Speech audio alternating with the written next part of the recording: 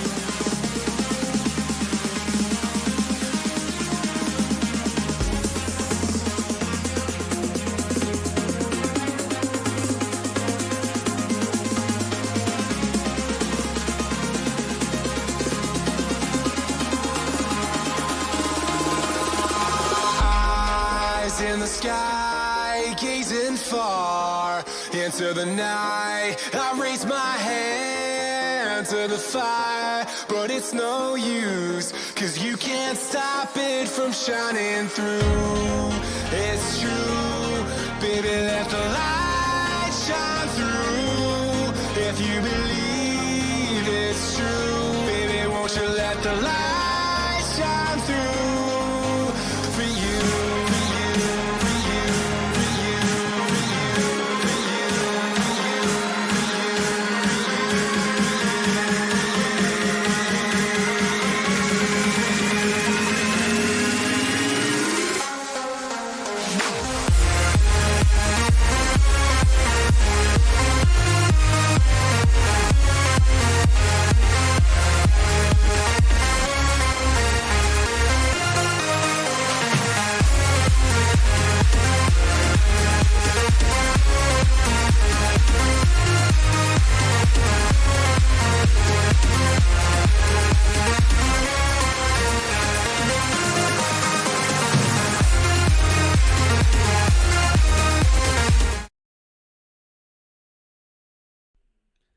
Good evening there, and welcome to within reason, a relatively impromptu stream tonight. I'm going to be completely honest with you. There's a quote, John Harris. I'm in complete insomnia mode. I've barely slept over the last 48 hours. I'm getting the odd 4 hours here and there, and I just think that this is day 7 in a row, would you believe, of Elite FPL podcasting, streaming, YouTubing, whatever you want to call it. And you know what? I just think that there's just too much football to be discussing. Now, interestingly, I have no idea what's happening in the Champions League tonight. Of course, Man City are playing, and I believe Man United are playing. I don't have a clue, but yeah, they are. Man United are playing, of course they are. I don't have any idea what's happened tonight. So I'm going to do a live reaction to the scores this evening. I am aware that of the Tottenham game. I know that ended. Oh, it was Tottenham that played. What am I on about? I know that Tottenham ended 2-2. I am fully aware of that, and I am aware of who was benched and everything. But I don't know what happened in the Man City game. I've seen a few people saying about Aguero and everything. I'm assuming he came off the bench and scored, because I am aware that Jesus started and everything. I just don't know the scores and stuff. So I just thought, you know what? few things to talk about. The Mason Mount injury, of course, last night. The basic understanding is it doesn't look too serious, but it's more of a question of will he start against Liverpool or not. That is more of the question, rather than will he be out for a matter of weeks or months. Based on everything that I've heard, I think he may miss out against Liverpool. That's based on absolutely nothing other than what I have heard.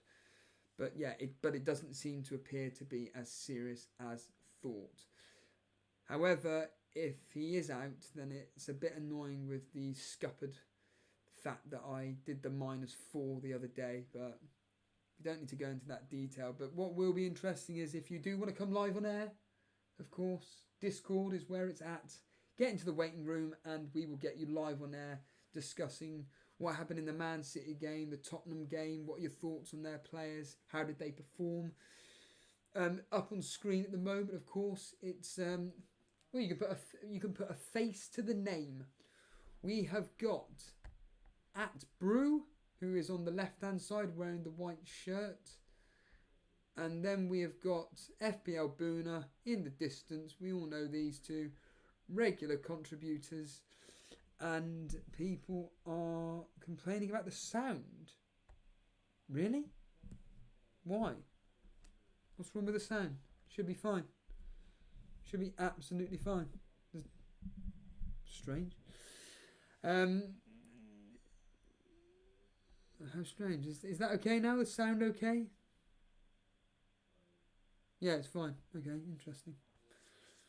How strange.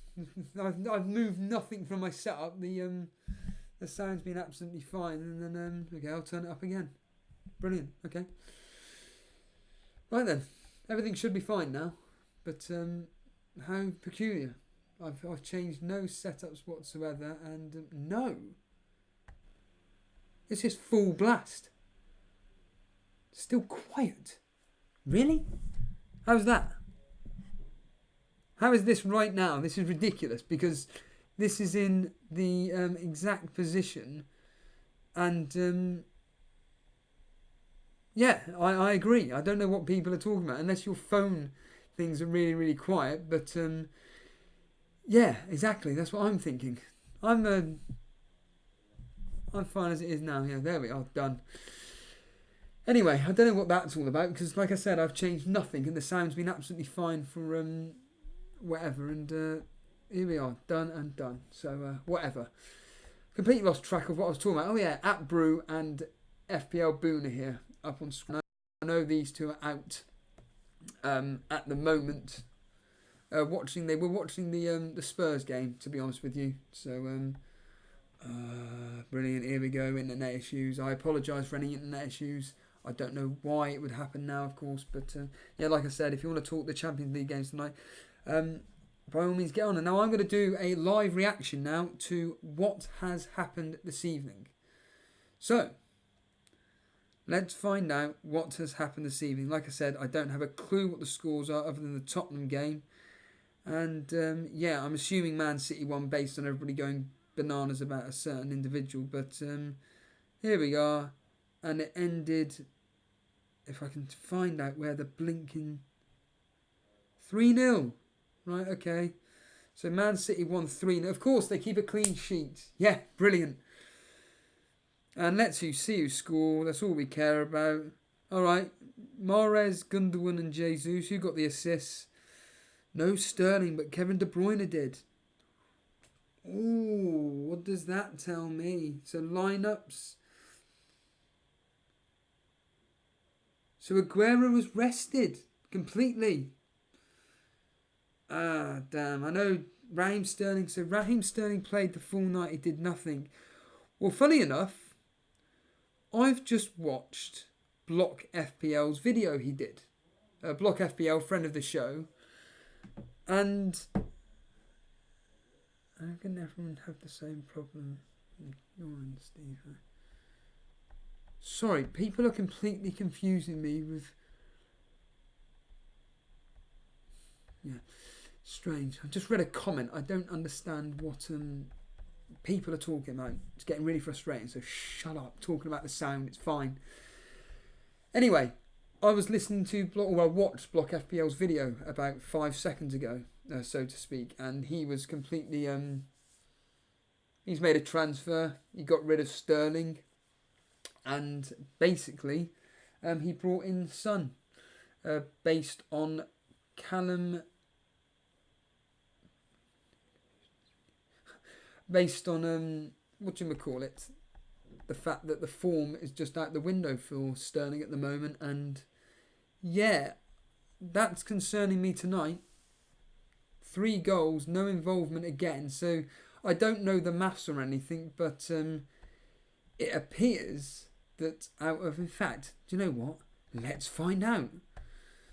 So Man City, over the past 3 game weeks, have scored 4, 5, 6, 7, 8, 9 goals, I believe. So they scored 2 last week. They scored 3 tonight. Sterling's done nothing. He scored 2. They scored 2 the other day against Norwich. He did absolutely nothing. They scored 4 against Brighton. He did absolutely nothing. So that's now 3 game weeks in a row. Now you could argue that, well, on a minute, for England against Kosovo, he got 1 goal and 3 assists. I can't remember what he got in the game. I can't even remember who he played, but in the other game I think he scored. But this is a bit concerning. Maybe Block FPL's onto something. Maybe Block FPL is seeing something that none of us are, and that is get rid of Sterling now for Son. There's a lot of talk about doing a straight swap between De Bruyne and Son. Maybe it should be the other one. Sterling for Son. Who knows? And that then goes and saves you 3 million. Ooh. Who knows? But like I said, I'll be taking your calls. If you want to get into the Discord waiting room, you know what to do. Just simply come in the waiting room and I'll get you live on there, and we'll be able to talk all things fantasy football, so to speak.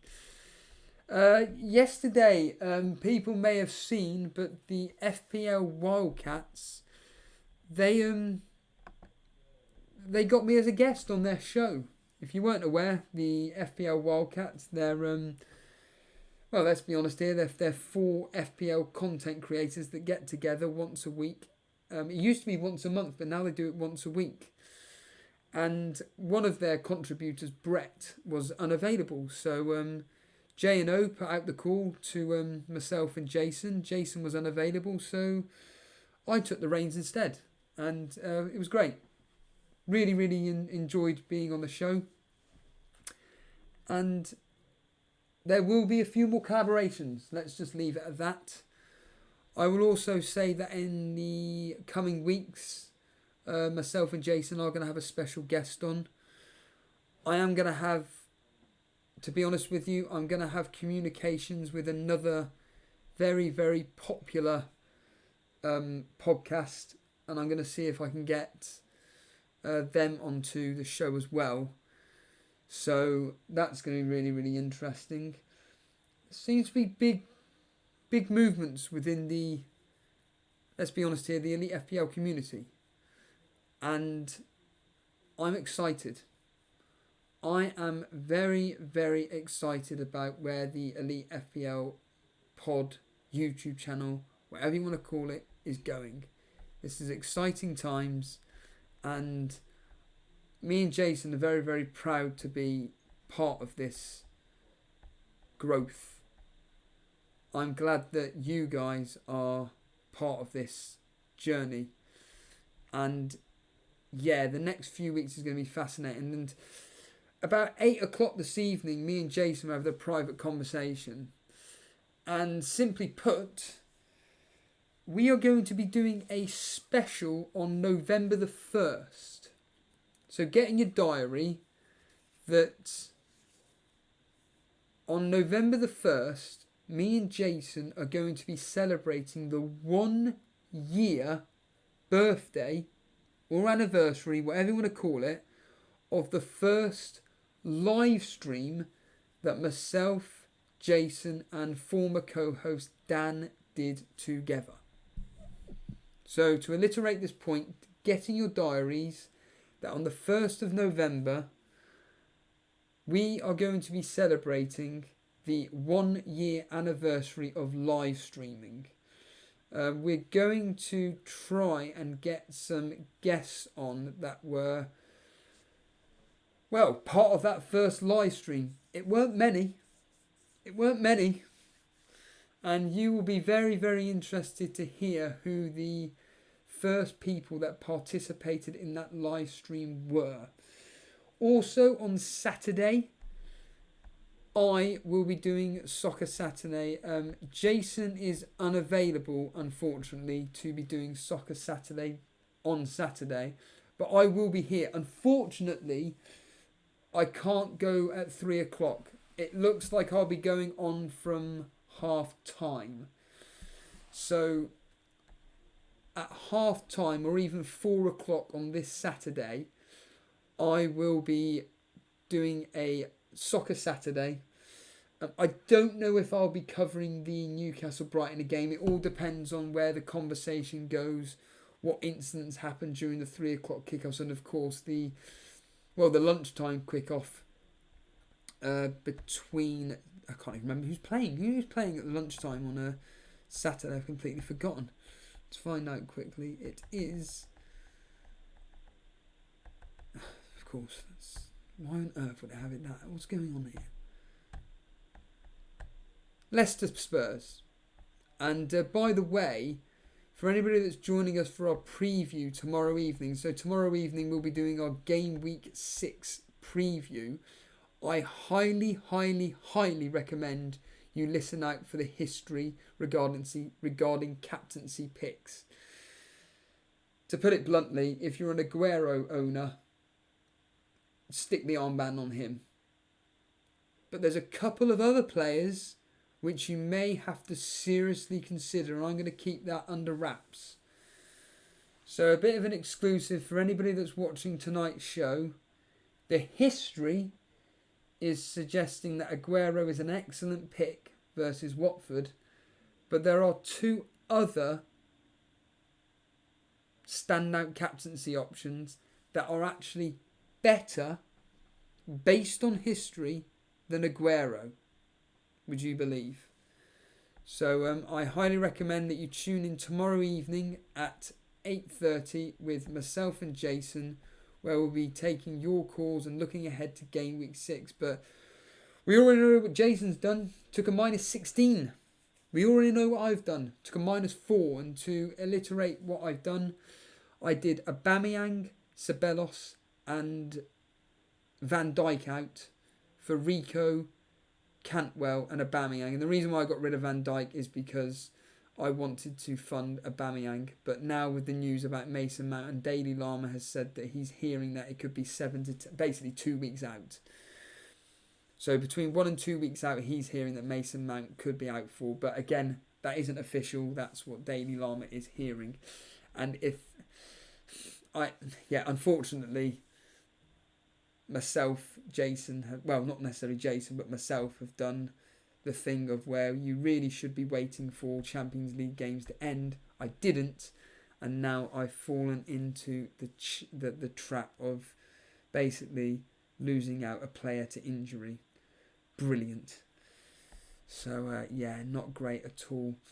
I also want to say that can I just thank everybody that joined me for yesterday morning stream for the Southern Hemisphere fans. That was phenomenal. We went on for 3 hours and nearly 3 hours and 40 minutes. That was absurd. UK time, I went live at 6:30 in the morning. Based on Australia time and everything, they're 12 hours ahead. So basically it was 6 o'clock in the evening for them guys. But yeah, that was phenomenal, that show. I want to say a special thank you to Phil. I want to say a special thank you to Statman and Aussie Boy. You three, you stuck around for a very, very long time. Phil especially. It was, I know you're live in the the Hangouts on Discord.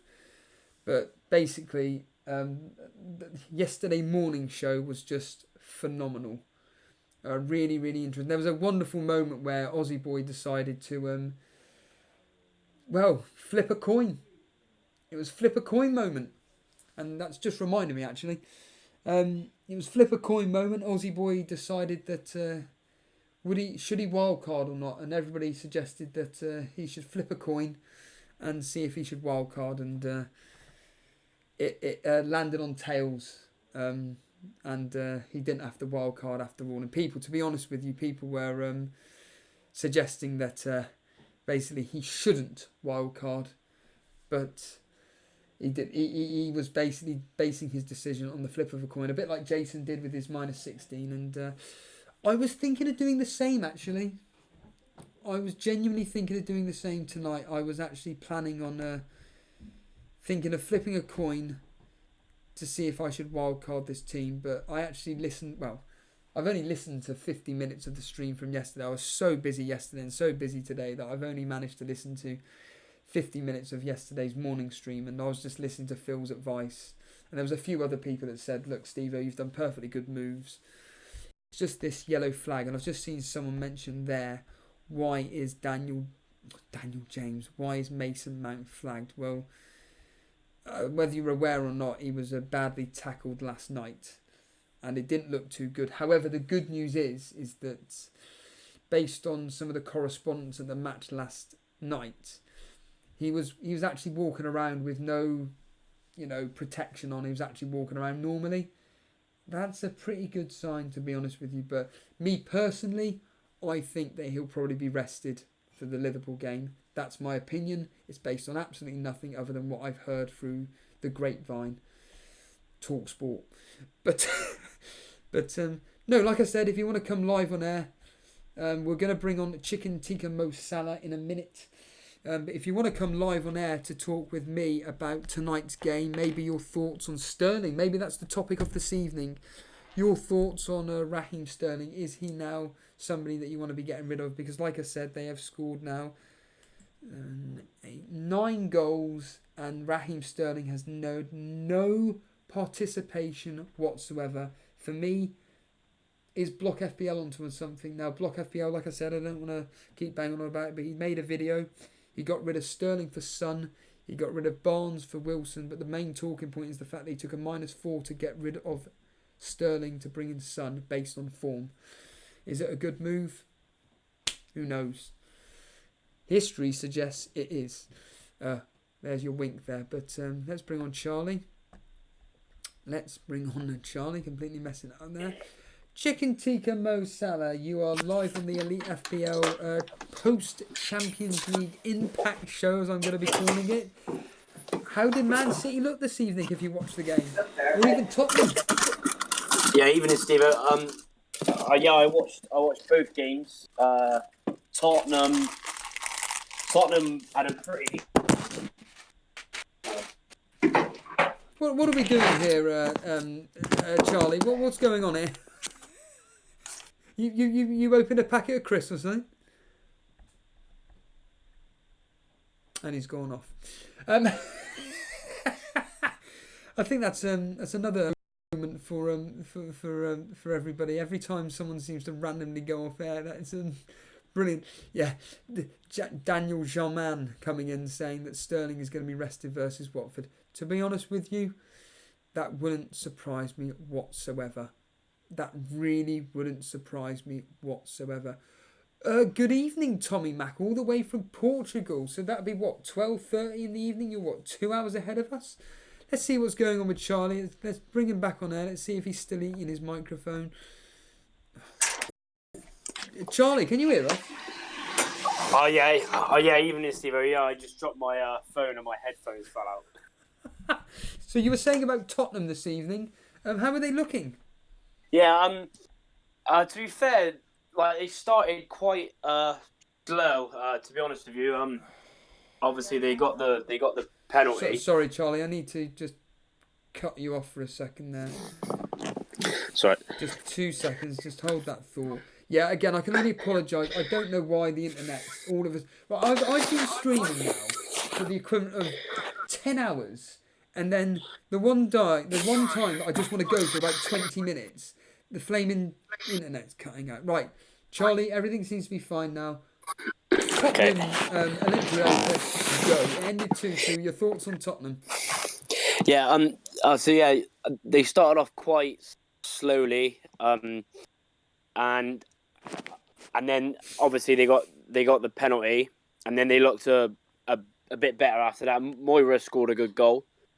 But they didn't look up to it. Ericsson was poor tonight, I thought. And then, to be honest with you, they had a few like sort of half chances, but they didn't really get going. And then they could have easily lost because Olympiacos hit the post a few times as well.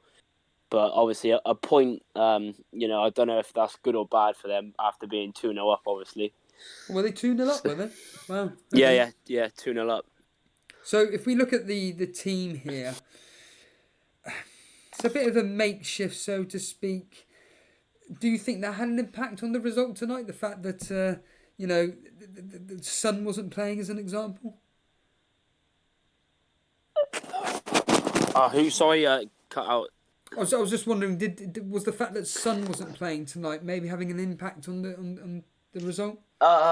Maybe, yeah, maybe. But I thought they missed a natural right back. I thought because they left Aurier back in London, like obviously resting him, and they played Sanchez, and Sanchez was awful. He was awful at right back. So yeah, maybe, and obviously Son. Yeah, they probably missed Son starting, but obviously at least he's going to start against Leicester for anyone getting him in. FPL Buna straight away saying that it did definitely impact the game with no Son playing. So you said you watched the Man City game. Yeah. The talking point, to be completely brutally honest, is Sterling. Your thoughts on why Sterling wasn't really involved tonight in any of the goals specifically? Well, to be fair, even though he wasn't involved in any of the goals, he did have chances. There was another chance. Gundogan in the second half. Gundogan was running through, and he went to pass it to Sterling, and he would have scored because it was open net. But it was a awful pass from Gundogan. But yeah, Sterling, I think he's going to be rested as well. I think they'll rest him. But yeah, he obviously went in the goals. I thought De Bruyne played well, but to be fair, I thought he was trying too hard tonight. Even though he did play well, he had a few like passes and through balls intercepted, but they did like stroll it in the end. It was an easy win. So you're suggesting that Sterling could actually be rested at the weekend? Yeah, I think because he's played like how many games has he played in a row now for club and country? Right, okay. He's obviously played 90 minutes both England games. De Bruyne had his rest at the weekend. So yeah, I think even though he's got a good record, he's got a quality. I remember I had him captain last year against Watford when they played them at home, and he scored a hat trick. But I just have a feeling that because they've got a lot of games coming up, I have a feeling that he could be rested this week. I think so. Yeah. I mean, Darren Walsh pretty much sums up the thought so far, which is Sterling will 100% start. How can City afford to rest their best player when they are 5 points behind Liverpool? Your thoughts on that comment? I mean, yeah, I think. I mean, he's probably right, but knowing Pep, because like I said, they got a lot of games. I mean, and even though he is, their best player, he hasn't been involved in any of the goals like the last 3 games. But I just have a feeling, knowing Pep, Champions League, he rested De Bruyne last week, and Sterling played 90 minutes again for like the 7th or 8th game in a row. So I just have a feeling. Hopefully not, because obviously I've got him in. A lot of people have got him as well, and he'd be a quality captain choice. But yeah, he could possibly be, but I'm not sure yet. But I'm just wary of it.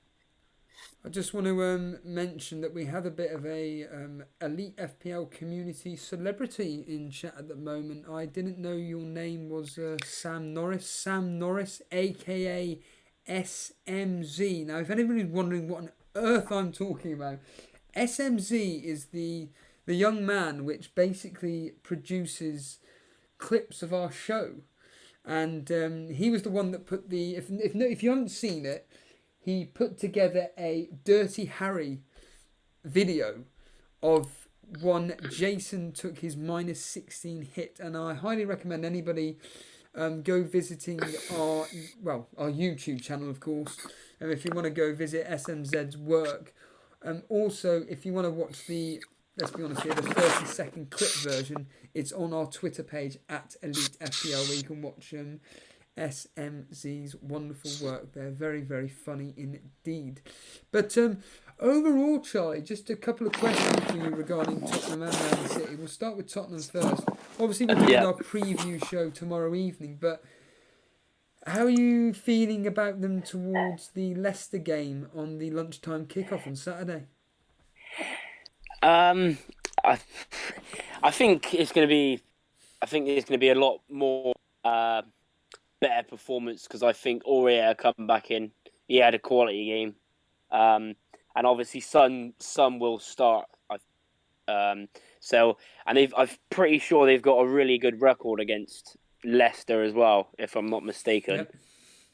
So yeah, I mean, it should be interesting. I was actually thinking of getting Son in this week, but I'm not too sure yet. There's, Do you know with what? Champions League and...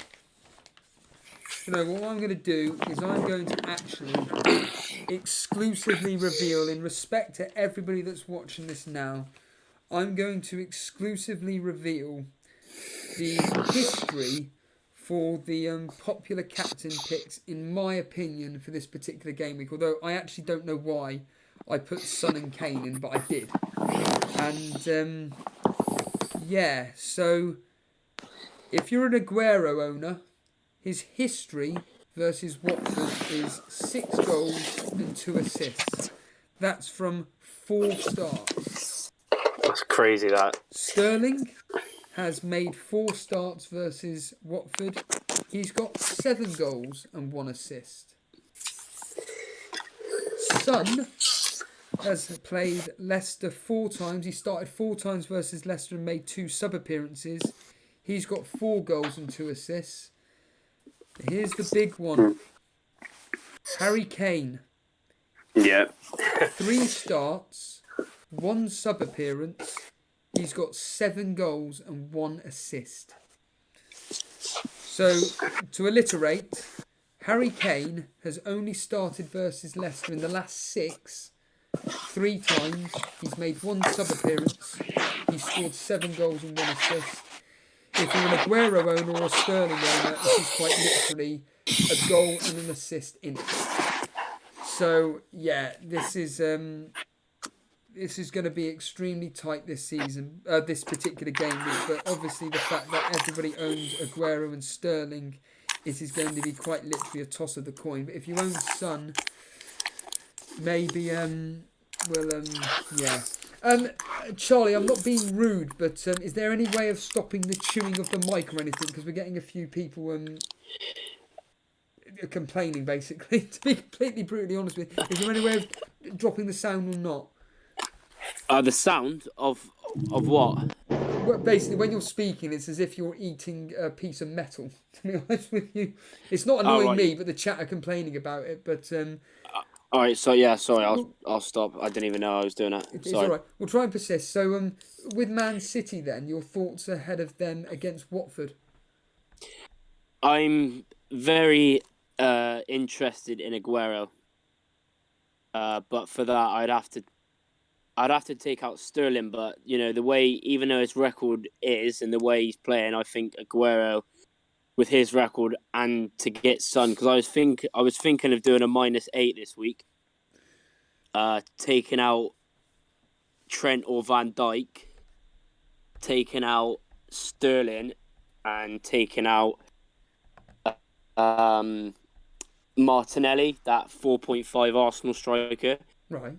And then getting in Aguero, Son, and it'd probably be like a 4.5 defender. But there's quite a lot of decent 4.5 defenders because Liverpool, I watched that yesterday as well, and they looked defensively. It could have been a lot more if it weren't for Adrian. I don't know if you've seen the saves, but he kept him in that game.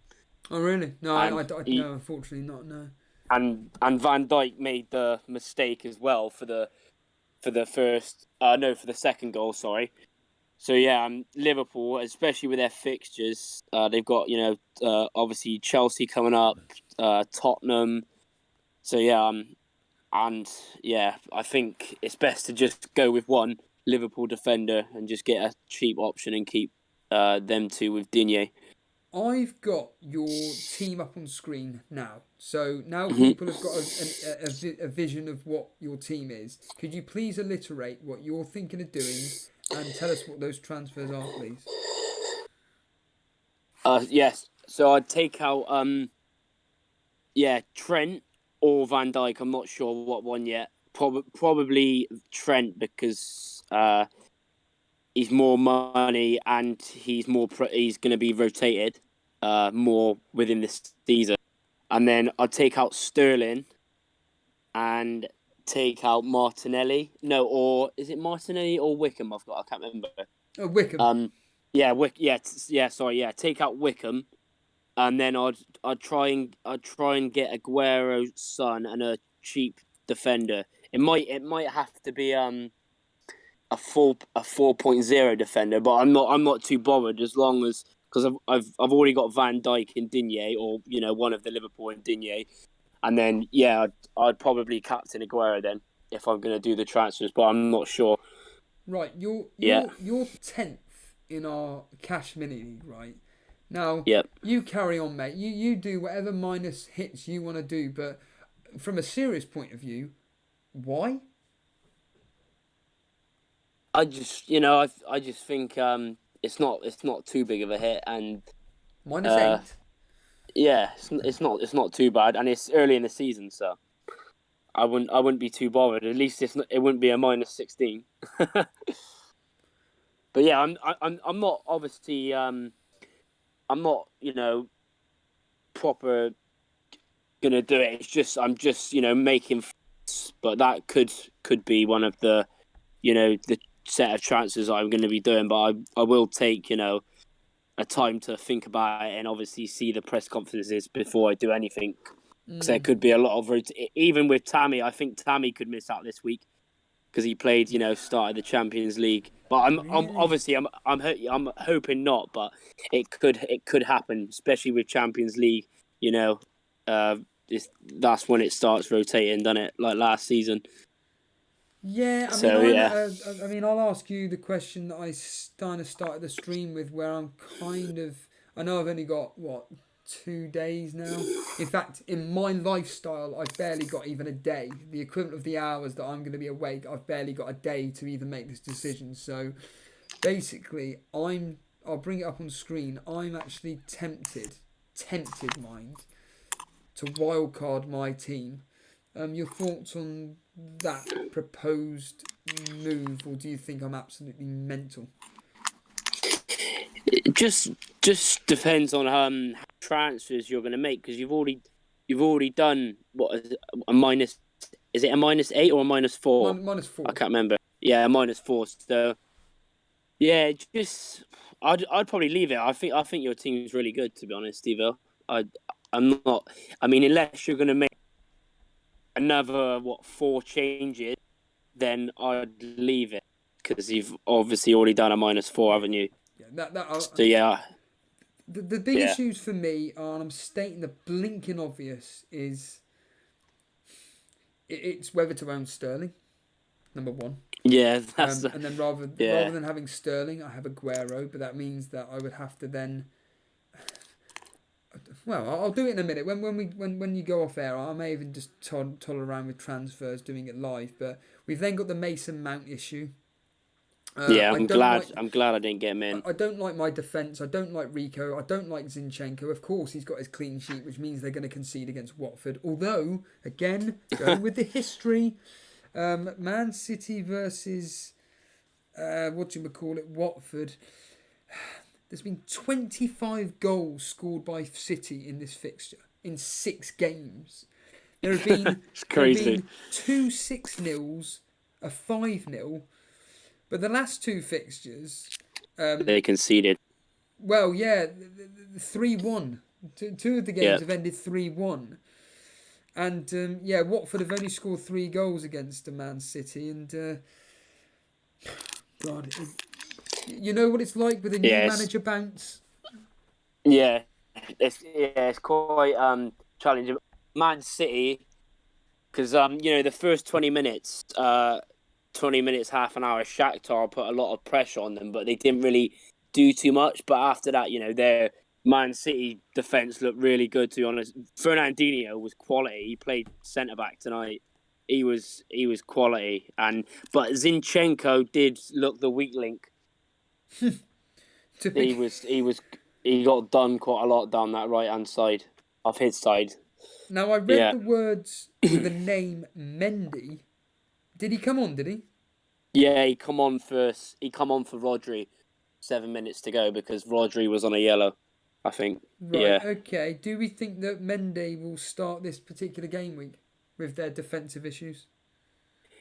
He could do. I wouldn't be surprised. Zinchenko's looked a bit off the pace and getting a bit even against Norwich, even the whole defence was pretty poor on the whole. Zinchenko, the last couple of games, including that game and tonight, he's looked a bit easy to get past. So, just before we let you go off air, could you just conclude your overall thoughts on Sterling tonight and the impact of no sun for Tottenham, please? Son. Well, obviously they rested him for the league, but I think he made a bit of a big difference because Kane again. I think they needed a bit more extra pace because they had like Ericsson playing behind Kane, and I thought they could have if Son would have maybe played 20 minutes more and actually got in the game when he come on, then they probably could have won. And then Sterling didn't have many chances again. So it's completely up to everyone what they wants to do with him. To be honest, what would your on the final question? What would your advice be regarding Sterling for Sterling owners? It's quite hard. It depends what you think really. If you think he's going to start, which he possibly could do, then probably captain him. Because he's got a hat-trick last, or captain Aguero. But either one of the two. But just keep in mind that Pep loves the roulette, and as everyone should know. So just all keep watch out for the press conferences and Twitter pages to see what Pep says because you never know with Pep. Charlie, so thank you for joining us on this Champions League FPL Impact show, my friend. Cheers, Steve-O. No worries. Thank you. There's Charlie there, 10th in our Cash Mini League. He's contemplating taking an 8-point hit. Well, as I stated live on air, you're a rival. Do whatever you want, my friend. But from a serious point of view, don't see the need of it, to be honest with you, especially when you're doing so well in our particular mini league. I've just mentioned just now I may do see if I could do some form of not live transfers going through with it, but maybe as Charlie's just said, taking out Sterling for Aguero, basically having a front three, that gorgeous front three that Jason's got, and the more and more we move further in the week, the more and more I'm thinking Jason's team is absolutely gorgeous. I was even looking at I'd get rid of Zinchenko in a wildcard team as well. I was thinking of getting Vertonghen, or I think he's dropped down to 5.3 I looked at. And there's something about Spurs now. Maybe even getting Aurier. Let's just stick in Aurier, seeing as he was rested, which gives us 5.2 to play with in a midfield spot. Now, if I was to play a 3-5-2, Oh, sorry, no, forget that. It'd be a 3-4-3. With the front three of Aubameyang, Aguero, Pukki, I'd have Salah, De Bruyne, possibly Mason Mount. I mean, let's just get rid of Mason Mount due to injury issues. That leaves us with 11.5. Now, I've been hearing a lot of talk about McGinn. It's just the only issue with McGinn is that, well, he plays for Aston Villa. Then I hear about Bournemouth and Harry Wilson. The only downside to Harry Wilson is the lack of minutes. That's the only downside. And their fixtures, off the top of my head, are a mixed bag. Yeah, they got 2 nice upcoming fixtures. Then against Arsenal, where he won't do anything. And then Norwich. The next 4 are looking actually pretty good. So let's just, for argument's sake, put Harry Wilson in there. Again, that leaves me with 5.5. And in which case, you know, I think he's 5.6, isn't McGinn? Yeah, he's 5.6. So I'm 0.1 out of getting McGinn in this particular team. But if I was going with a 3-4-3 formation, obviously Lundstrom, Gilbert and Rico, I'm not suggesting they rotate perfectly. I haven't even checked, but I'm not wildcarding, but you look at that. You just look at that. In fact, let's just put Mason Mount back in. Let's get rid of Harry Wilson. That leaves me with 5.2. I don't like having money on the bench. So if I was to just get, for argument's sake, then Donker in. Just for argument's sake, as like my bench fodder. I mean, you could argue that Cantwell could be that, but I think that Cantwell's performing so well at the moment that actually he could be a starting player within a 3-4-3 system.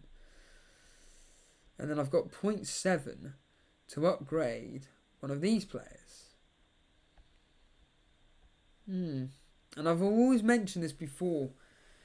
Premium defenders I classify as defenders which play for a top 6 team, or certainly in Tottenham's case a top 3 team.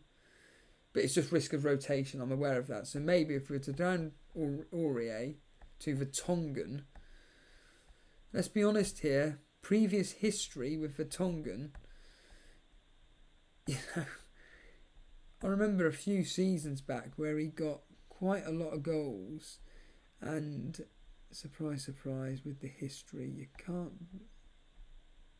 see it. Brilliant. I can't even scroll down on that. Wow. Brilliant.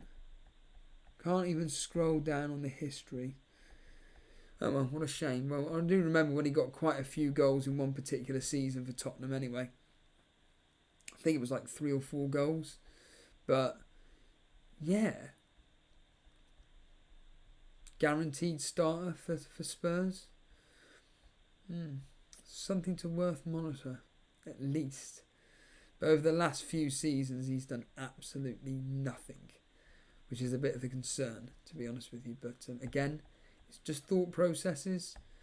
There's nothing guaranteed in this, and yeah, very, very interesting indeed. Hicks76, any interest in Callum Wilson? No. Speak to Block FPL, is what I say. Block FPL has actually brought in Callum Wilson based on his fixtures. Quite simply put. So, I mean, Aussie boys straight away get Toby Alderweireld. It's just the fact that he's 0.2 million more, and, you know, Vertonghen's guaranteed to start alongside Vertonghen. You know, they are the centre backs of choice there at the end of the day. That means if I had 4.3, I could upgrade Rico maybe or something. I don't know. It's such an interesting... Isn't it funny though how Jason takes a -16, excuse me, takes a -16, and yet people, i.e. Charlie, are thinking of taking a -8 around him. I wonder who other people are thinking of taking big hits and are just basically going to make the equivalent of Jason's hit, the equivalent of an 8-point hit. Who knows? Who knows? But like I said, if you want to come join in on chat, you can come and get in the waiting room and we can discuss tonight's games, your thoughts on Tottenham without Son, Sterling especially blanking tonight. You can come live on air talking tonight's games. Very shy tonight. FPL Aguero asking Salah to Mane, Rico to Otamendi, Steve-O. Nah. Let's just do it. Let's just do it for the sake of argument. But I don't like that particular move. I don't want to get rid of Salah. But let's just... if I was to get rid of Salah, I'd rather upgrade my midfield. To be honest with you. I'm not really... We've already had this discussion before about defenders. And are they really worth their weight in gold this season? Well, so far, it has been proven that the answer is no. Premium defenders aren't really returning. Maybe you could argue Trent Alexander-Arnold. So let's add Mane in. And how much does that give me in the bank? 1.2 million. Oh, now we're talking. So could I upgrade? It's going to be 7.5. Let's put Mason Mount back in. And then we can upgrade, say, Rico. So what's that? 5.2. Rico. And let's find out what defenders are worth. Here's a clip for you, SMZ. Could have heard me swearing under my breath then, everybody. Ridiculous. Literally, you just do nothing. You just slightly swipe. Oh, so blinking annoying. Anyway, where was I? Yeah, so if I was to do... I've got to start this all over again.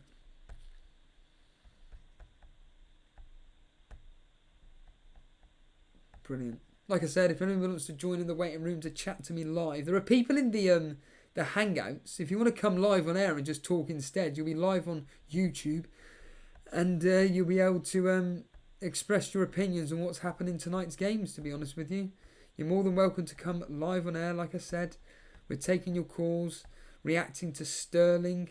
Well, the fact that Aguero didn't play a single minute tonight.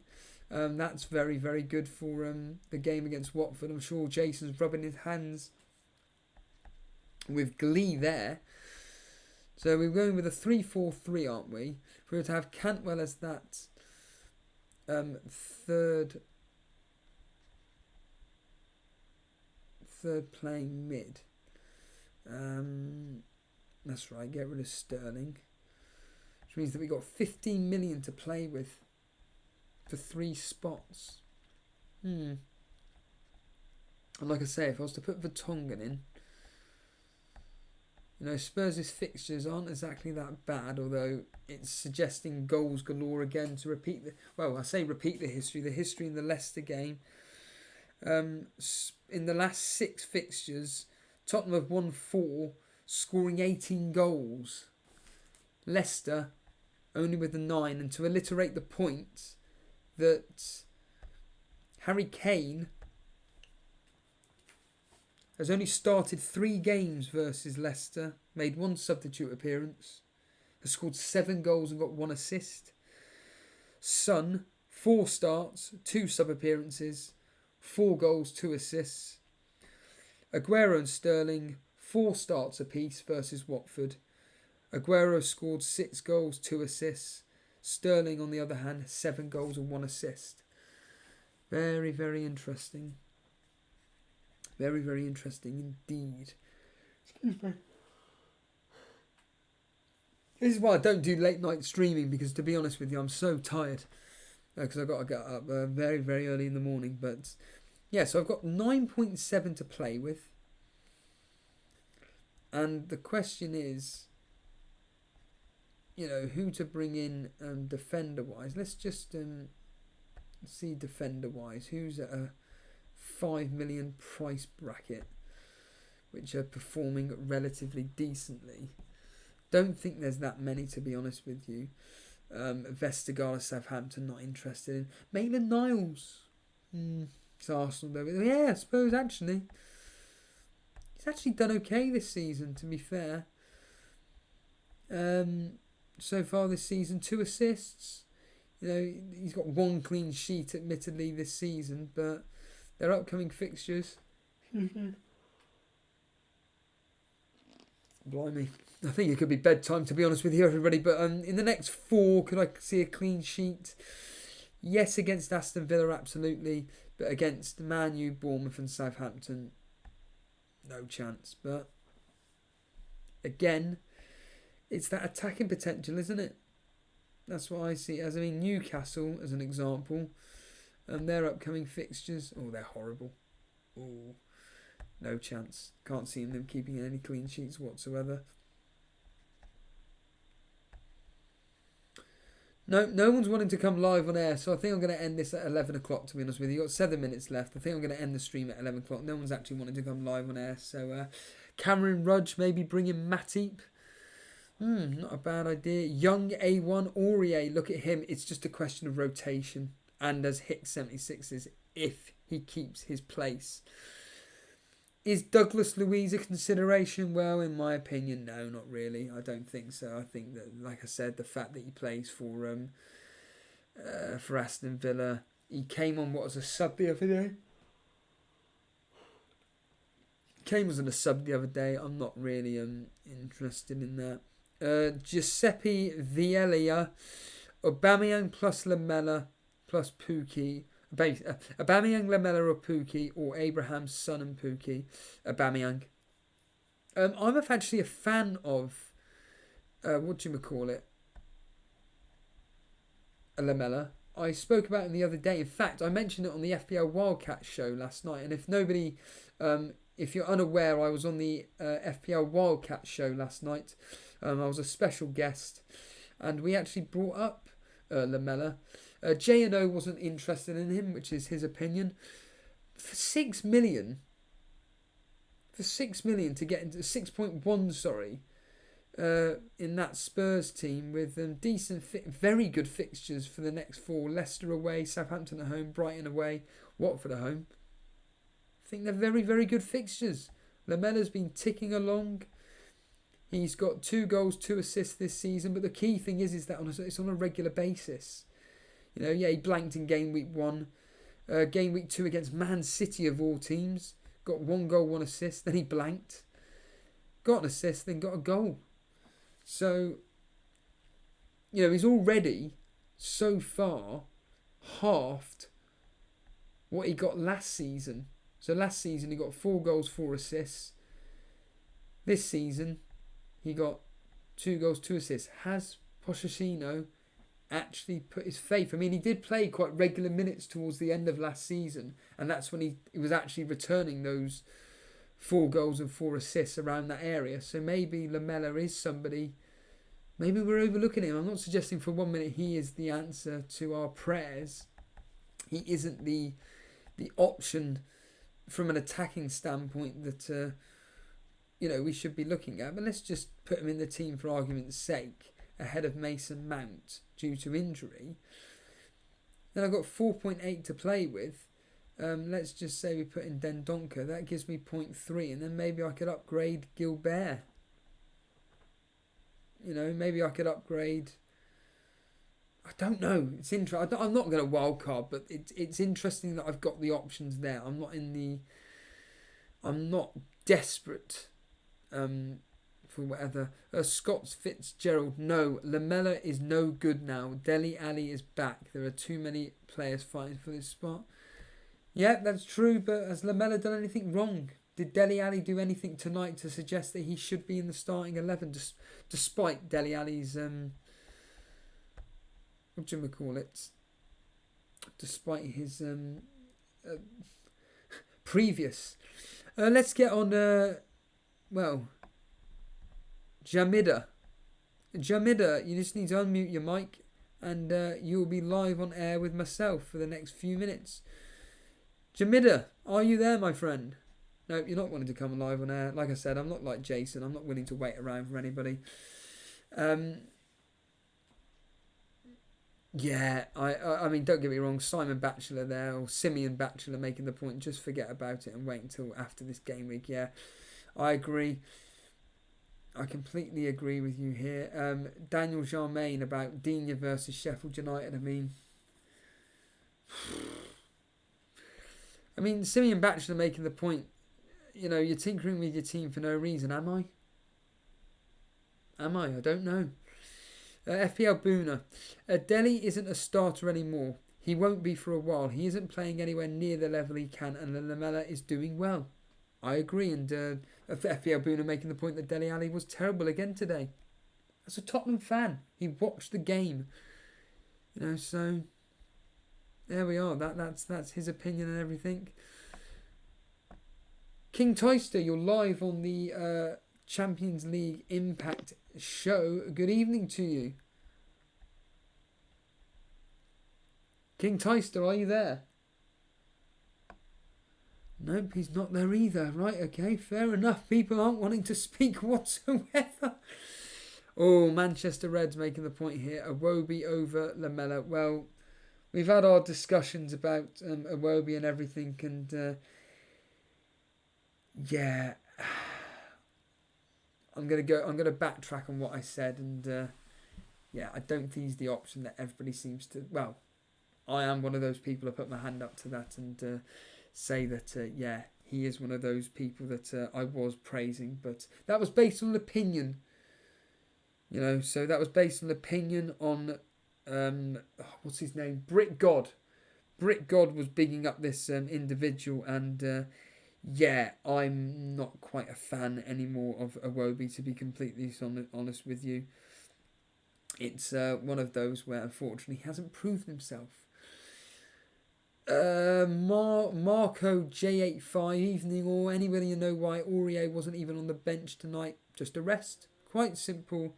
It was just a rest for Aurier, which let's be honest here is a good sign, because that means that he will probably be playing, and at 4.9, a 4.9 starting player for Tottenham, got two assists at the weekend? Isn't to be sniffed at, is what I say. Yeah, Brew straight away, they're saying rested for FPL weekend, and well, Colin Barker is saying that, as Buna would say, Vertonghen was awful. I don't know if this is a serious question or not, but Jordan Booman, Iwobi to Sterling. Yeah. Cameron Rudge, Buen Dia for you, Steve-O. Well, funny you mention him, because I looked at him the other day, yesterday to be precise, and I just thought, well, yeah, he performed really well last year for Norwich. He got was it a goal and assist this particular game week versus Man City of all teams, and I'll quickly bring him up. But compared to Cantwell, yeah, he's been ticking along with assists. He's got 4 assists so far this season, but it's the goal threat at the end of the day, and it just appears to be that Cantwell, if we bring him up, he's the one with the goal threat. I'm always going to take the player that has the goal threat rather than the assister, to be honest with you. But again, if he's ticking along, how much is Buendia again? 6 million. I mean, there's 1.1 difference. There is no way I'm going to be spending 1.1 more on a Norwich player that's getting the equivalent. Let's see if Blaze AFK will join us. Blaze AFK, you just need to unmute your mic and you'll be live on the Elite FPL post-Champions League Impact show. Good evening to you. Hi. Good evening. Did you see any of the Tottenham or Man City games tonight? Yeah, I've seen them both. Brilliant. Then maybe you could give us some insight. I'll ask you straight away about Sterling. Why no involvement in the goals tonight, in your opinion? I think I'll keep him in. I mean, I'm getting Son in. I got him in. I don't know if you saw what I posted in the Rate My Team. I took a man at 16. Right. Okay. We'll get that. We'll get there in a minute. But in answer to the question. Okay. Yeah. Yeah. Sterling staying in for me for at least the Watford game. Okay, but what are your thoughts on him tonight? And I think that he hit the post a couple of times. Like he created chances. So that's the third time in 2 matches he's hit the post. I mean, are you putting that down to bad luck or just quite literally just really bad finishing? I think it was bad luck. Just I bad mean, luck. he wasn't selfish tonight. Could have scored. But why wasn't he Didn't involved get much in... pass. I'm only literally looking at it, what he hasn't actually done. And to me, he's done nothing in... in 9 goals that they've scored over the last 3 games, he's been involved in nothing. What are you putting this down to? Well, I mean, he's surely out of form, but that doesn't mean that I'm not going to give him one more chance. I mean, would you say that this is his final chance against Watford? And if he does nothing, then is he a case of you're gone? Yeah, for me that's it. If he blanks against Watford, he's out. Mane's in. Very, very interesting. So, like you said, you posted your team up. Right, okay. So, I'll ask you the first question. Which transfers for a -16 did you do? I Aubameyang came in, Son came in, Cantwell came in, Otamendi and Toby. Right. The question and I is... took out. Yeah, who did you get rid of? Yeah. I got rid of Kyle Walker, Dunk, Haller at the front, Salah and Ceballos. Oh my goodness. Right, I'm going to have to write that down to get my head around that because I don't know if that is going to be... So, like you said, it's Otamendi and I get that. Otamendi, Alderweireld, Aubameyang, Cantwell, and who else was the other one? Son. And you got rid of who? Son and Toby, yeah. You got rid of Toby. Dunk, Walker. Dunk, yeah. Ceballos. Yeah.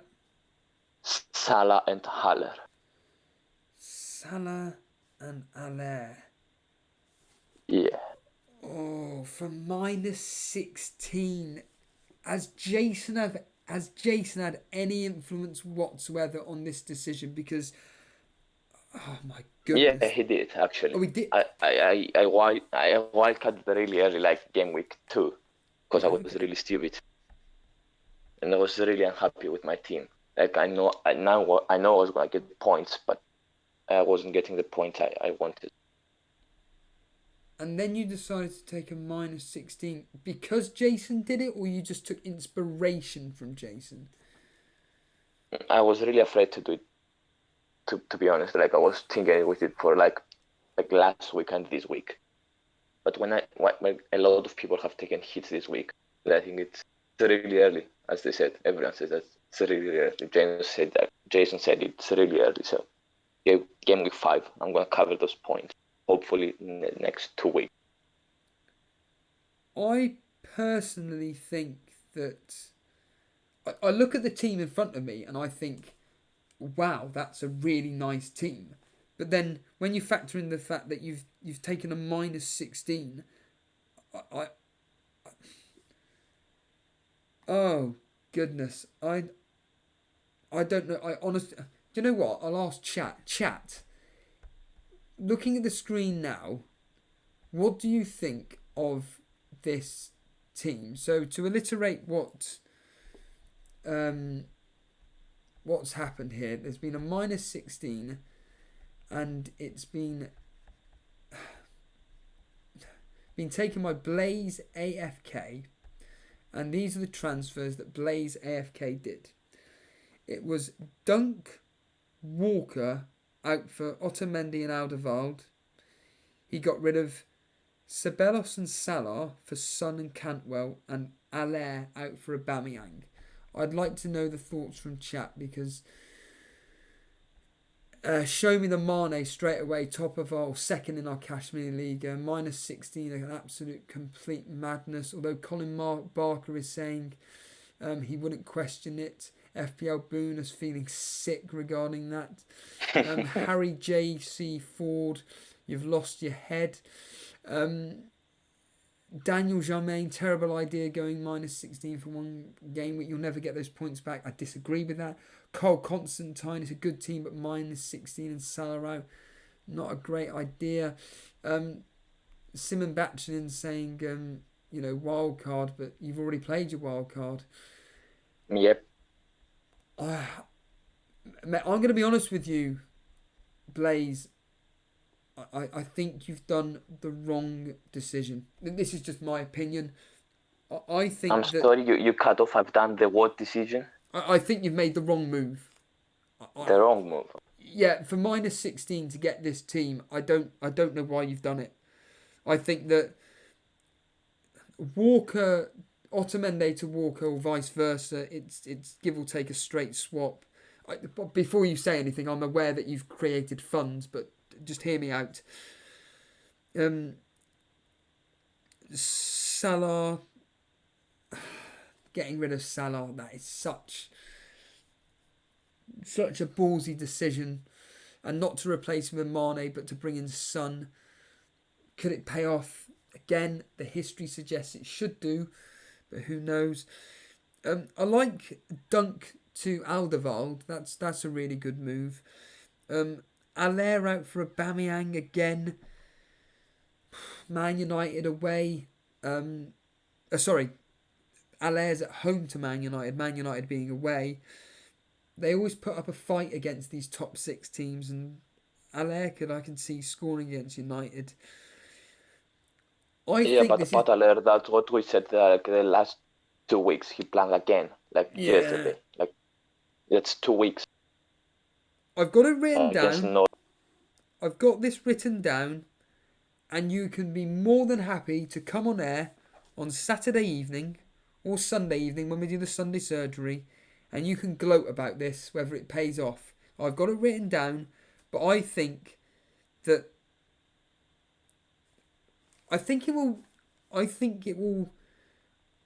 you will make a plus by about... Right, this is what I'm going to write down, right? I think you're going to make about a plus between 5 and 10 points on this. I think that Otamendi should keep a clean sheet versus Watford. Alderweireld against Leicester, no chance. Aubameyang at home to Aston Villa should get a minimum of a goal and an assist. Cantwell away at Burnley, I don't see him doing anything. Son away at Leicester, it looks like he should do quite well. But then you factor in, I don't actually know the teams that they're playing, to be fair. Let's bring up the fixtures quickly. I genuinely don't know who Brighton have got as an example, but let's just quickly find out who the fixtures Brighton against Newcastle away, right, I think. Cool. So Brighton keeping a clean sheet. There's a chance of it, but I see that game being 1-1. A Walker, well, again, Otamendi, he should get a clean sheet, so that kind of cancels each other out. Allaire, I can see scoring versus United. Ceballos, I've got rid of Ceballos, which means that he's going to do something against Aston Villa. And then Salah away at Chelsea, I can see, I've stated this all along, I can see him tearing up Chelsea, but the history doesn't suggest that whatsoever, so that's kind of helped me in my decision with my captaincy choice. Like I said, Blaze, you are more than welcome to come live on air to find out or to tell us how your -16 did, but I've got it written down, and I wish you all the best, my friend. Thank you. Just the last question. Who would you captain this week out of my team? Because I'm really I'm between two wars. I don't know what to do. That team there. My main thoughts are Aubameyang or Son. Yeah, right. So simply put, Aubameyang is probably the safest option. Son is the player that could be really, really explosive. He's on form at the moment. He is pretty much a striker for Tottenham, so he's playing out of position. Sterling is out of form at the moment, but his history suggests that he should do very well versus Watford. So in other words, it's Aubameyang first, Son second, Sterling third. In my no, sorry. Do you not even consider Pookie? No. I have this gut feeling. If I'm going to look at it now, to be honest with you, I'm going to look at Norwich's form away this season, and I don't think that I have this. I truly believe this. Now, I'm a Burnley fan, and I think that we're going to win the game 2-1. Now, Pookie could score, but I just have this feeling that Norwich at home are going to do really well. So he scored against Liverpool, which is an incredible achievement, let's be honest here, in the first away game. And then his next away game, which is when he was away at West Ham, which is when I captained him, he goes and blanks. Do they set up differently? I don't know. I don't know anything. All I know is that I think that Burnley are going to beat Norwich. And I wouldn't even consider captaining Pookie ahead of Sterling, Aubameyang and Son in your team. I mean, when you look at your team, like I said, it's got some great captaincy options, and the order that I would put in would be Aubameyang, Sterling and Son, if you're asking my opinion. So I would just do your research, but history is suggesting to go with Sterling. Let's just say that, Blaze. What are your quick thoughts on that reaction there? Yeah, that was my thought. I was thinking Aubameyang first of all, then Son, but I put Pookie in front of Sterling, just because he's out of form. Yeah, no, and that's the issue. Do you Pookie go is with a form bonus players? magnet. Like if he scores, even if you do win 2-1, Pookie's getting bonus points. Simeon Batchelor making this point that this is going to irk me. He's saying that Norwich have too much quality for Burnley. That win against City wasn't a fluke. They smashed the Championship with attacking football. Poor teams don't do that. Yeah, but they blanked against West Ham. That's all I'll say. The fact that they were away at West Ham and West Ham were there for the taking, they did nothing. So, and Steve-O I am wearing Burnley tinted glasses, but I know how we perform against promoted teams and the middle of the road teams. And what I find ironic about people that play fantasy football is that they'd be like, here's a clip for you, John Harris. This Norwich game is when Burnley are going to get a clean sheet. And there'll be people like me saying, Burnley don't keep clean sheets. And then they'll be like, no, this is definitely a clean sheet potential. No. But what I can say is that Burnley do perform well against the middle of the road and promoted teams. And I can see us winning. But again, this is football. If we all could predict football, we'd all be millionaires, as they say. Blaze, thank you for joining us. I don't recognise the name. How long have you been with the Elite FPL podcast for? I've been following the podcast for like 2 weeks, but I've just now joined the Discord channel. Oh, fantastic. How long have you been in the Discord for? Like 10 minutes. Brilliant. That 10 minutes and you've already come live on air. That's amazing. I hope we've helped you. I hope you've enjoyed the time being on air. Yeah, I've come on here just so you don't end the live stream. That's the only reason. That's fantastic. Blaze, thank you for joining us, and you're more than welcome to join us on Saturday and Sunday to gloat about your, to either gloat or be disheartened about how your minus 16 goes. Thank you very much. Cheers, dude. There's Blaze. Their first time in Discord, and it's the first time he's been on air, obviously. Absolutely fan. What I do want to say is that we do have a specific area. I should really be advertising this. We do have a specific area for people to post their teams in on the Discord. So I'm going to bring it up on the page. So basically on the Discord, if you are going to be coming live on air, what I recommend you do is that on the left-hand side of the screen, as you will see on screen now, it will say Team Screenshots. So just above the waiting room, it says Team Screenshots. And if you're coming live on air, please post your team in that. It just makes it a lot easier for myself and Jason to bring up on screen for us. In other words, it just makes our lives a lot easier. So hopefully, Maverick Marco, if you could do the same, that would be amazing. And surprise, surprise, you have.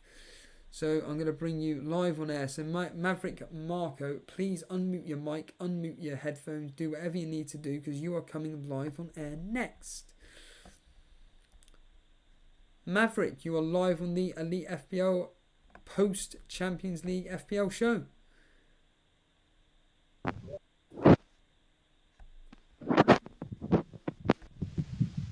Hello, Maverick. Hi, Steve. Are you alright? I'm great, my friend. We have your team up screen. Did you watch the Tottenham and Man City games tonight? I didn't actually know. I have not long been in, so I'm aware of the scores, but I didn't get a chance to watch them. You were disappointed that Sterling blanked again for the third game in a row, despite City scoring 9 goals? Yeah, well, I mean, as a United fan, it's nice to see, to be honest. But yeah, I mean, obviously we won the game, but yeah, I mean, it is a bit concerning. But to be honest, I was going to captain Aubameyang this week anyway. So if Sterling's slightly off form, then yeah, that kind of plays into my hands there. But to be honest, I fully expect him to score a couple against Watford. I think it's it's a temporary blip. I think everyone that's selling him is I think is going to regret it. I think he'll. The only obviously possibility of him being benched is a concern, but I think if he does play, I think he'll do well. You just mentioned that you're potentially going to be captaining Aubameyang this game week. I'm assuming you've taken Kane out then. Yeah. So I've got 2 free transfers. So from the team on screen there, I've got. I didn't take a transfer last week, so I've got 2 in the bank. So I've got the exact money to do. Obviously, Kane to Aubameyang, but then Montoya, who's got tonsillitis apparently. I've got 4.9, which is obviously perfect Serge Aurier money. Ah, nice. You'd be willing to take a gamble. You'd be willing to take a punt on. So, do you play I'm trying to work out your team. Would it be a 5? What would your formation be then if you were to play Aurier? So I'll stick to a 4-4-2. So I was actually quite lucky this week. I played Montoya and Greenwood. Obviously Greenwood didn't get any minutes, and Dendoncker came on for him. But then actually Rico came in for Montoya with his assist. So pretty jammy there. Why, looking at your team here, why go with? Well, I know why you've done it, but if you could just tell the audience, basically 2 really cheap midfielders. Simply put, it's clearly to fund Harry Kane, Sterling, De Bruyne, and Salah. But yeah, with Trent and Dean as well at the back. Yeah, well, basically, I've just been rotating. It's kind of like a nightmare rotation of Dendoncker, Hayden, and with a bit of Greenwood thrown in there as well. Has it paid off at all this season? Well, yeah, I think I've got an assist from Hayden, so I think it was like game week 3. Yeah, well done. Yeah, I got that, which made it worthwhile. And I'm going to play him this week against is it Brighton? Yes, I think, isn't it, the 5:30 kickoff? So I'm actually going to play Hayden this week instead of Dendoncker. Still in the 4-4-2, but it'll be obviously Dean, Trent, Aurier, and Lundstrom at the back. With Alba and Pukki up front, and I'll probably captain Alba, as I said, and stick the vice on De Bruyne just in case Sterling gets benched. But I think in the position City are in, to be honest, I don't think they can afford to be benching the players. Pep obviously made that mistake last week, underestimating Norwich, and I think it'll be a full strength team, to be honest. Why Aubameyang over Sterling or even De Bruyne then? Yeah, I just think he's what I said to myself, Steve, was obviously I've had Kane since the start, And obviously Kane's been dropping deep. I think he's been watching too much NFL. I think he's a quarterback, and obviously that was a negative with Kane. And the Aubameyang's negative was obviously Lacazette and him not being able to play through the middle, because out wide he's less effective, as we all know. But obviously now that kind of Lacazette factor has been removed, so straight away that makes Aubameyang for the next 3 or 4 games central to Arsenal's attack, and obviously that's where he flourishes. So as soon as I heard that Lacazette news, I was destined to bring Aubameyang in this week, and I think the form he's been in, he hasn't blanked once this season. Obviously he got a brace against Watford. I think he's much safer than potentially Sterling, who could be benched.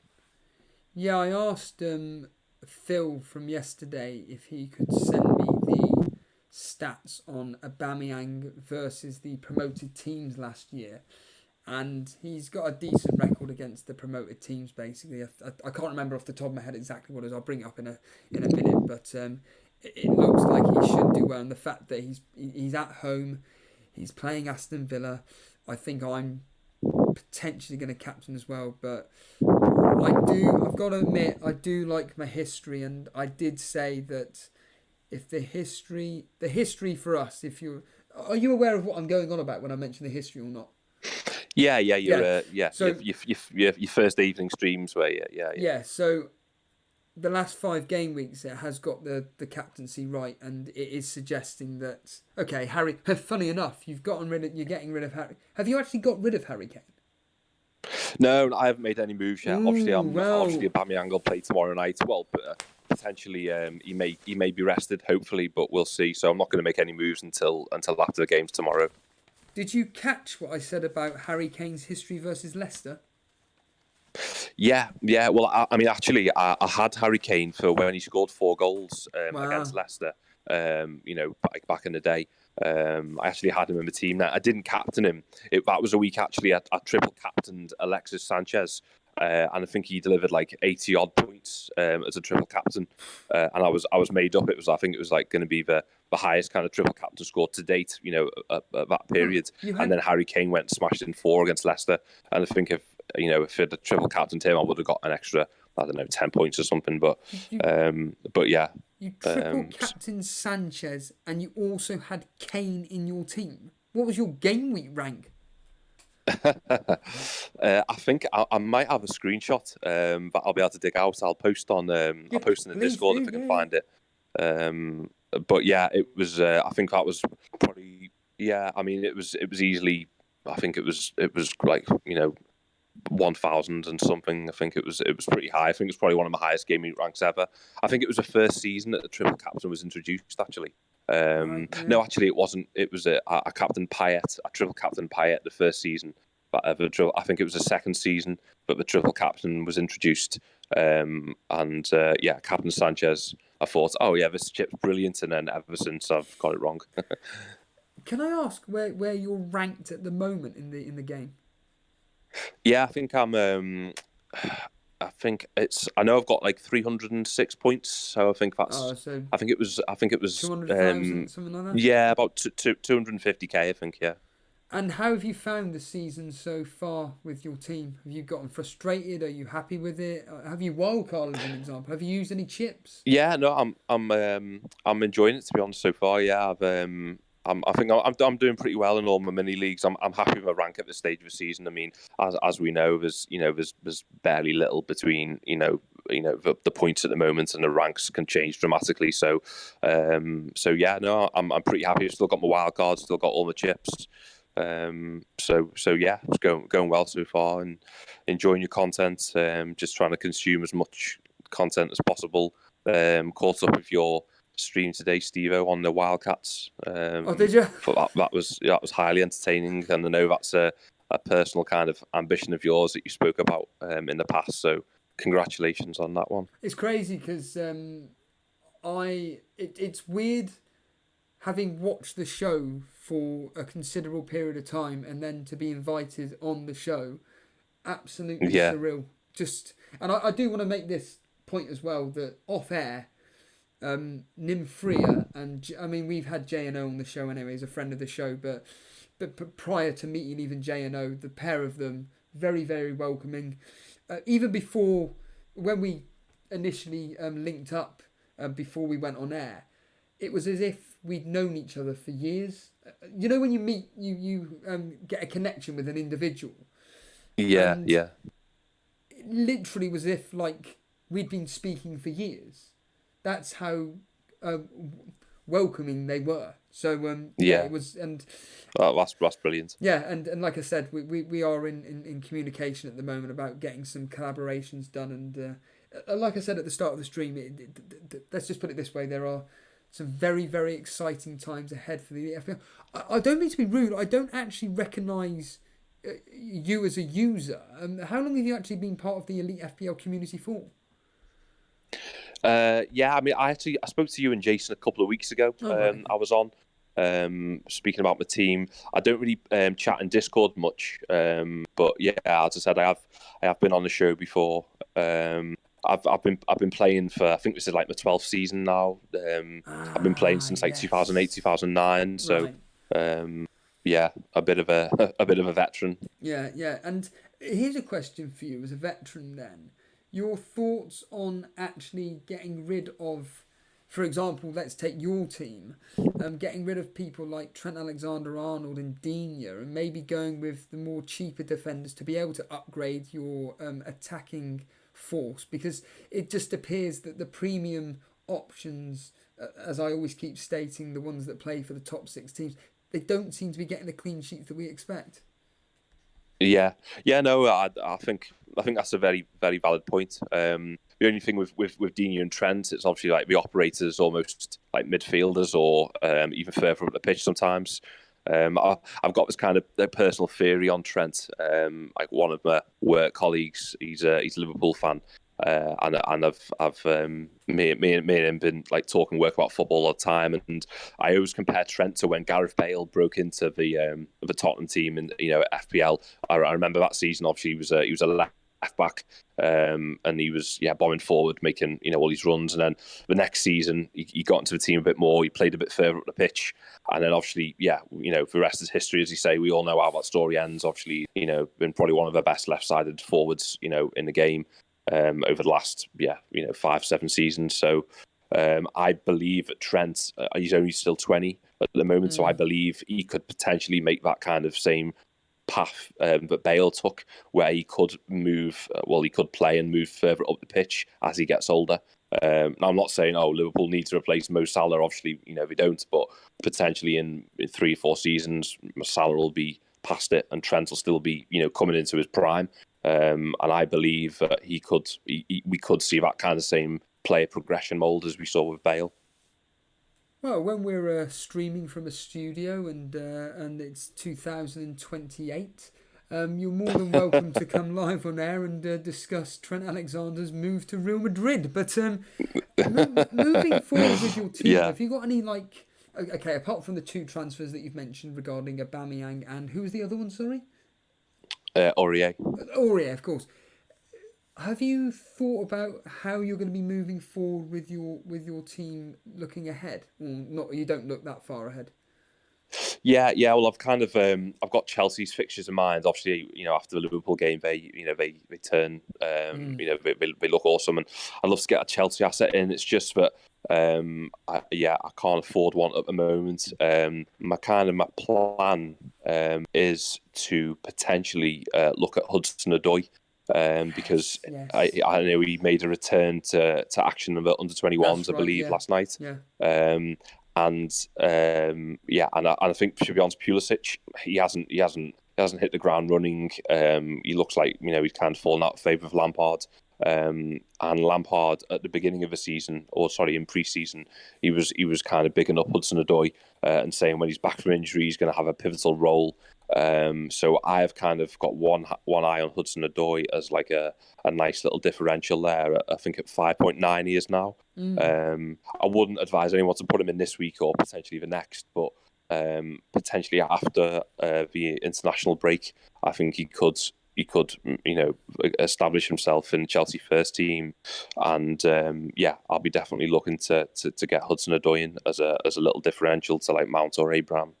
As a United fan, I mean, our preview shows tomorrow evening, but we'll just quickly get your thoughts ahead of Saturday's or Sunday, whatever day it is. The game against West Ham, basically. Yeah, Are you Sunday. worried or not? Yeah, well, to be honest, these days as a United fan, I'm always worried.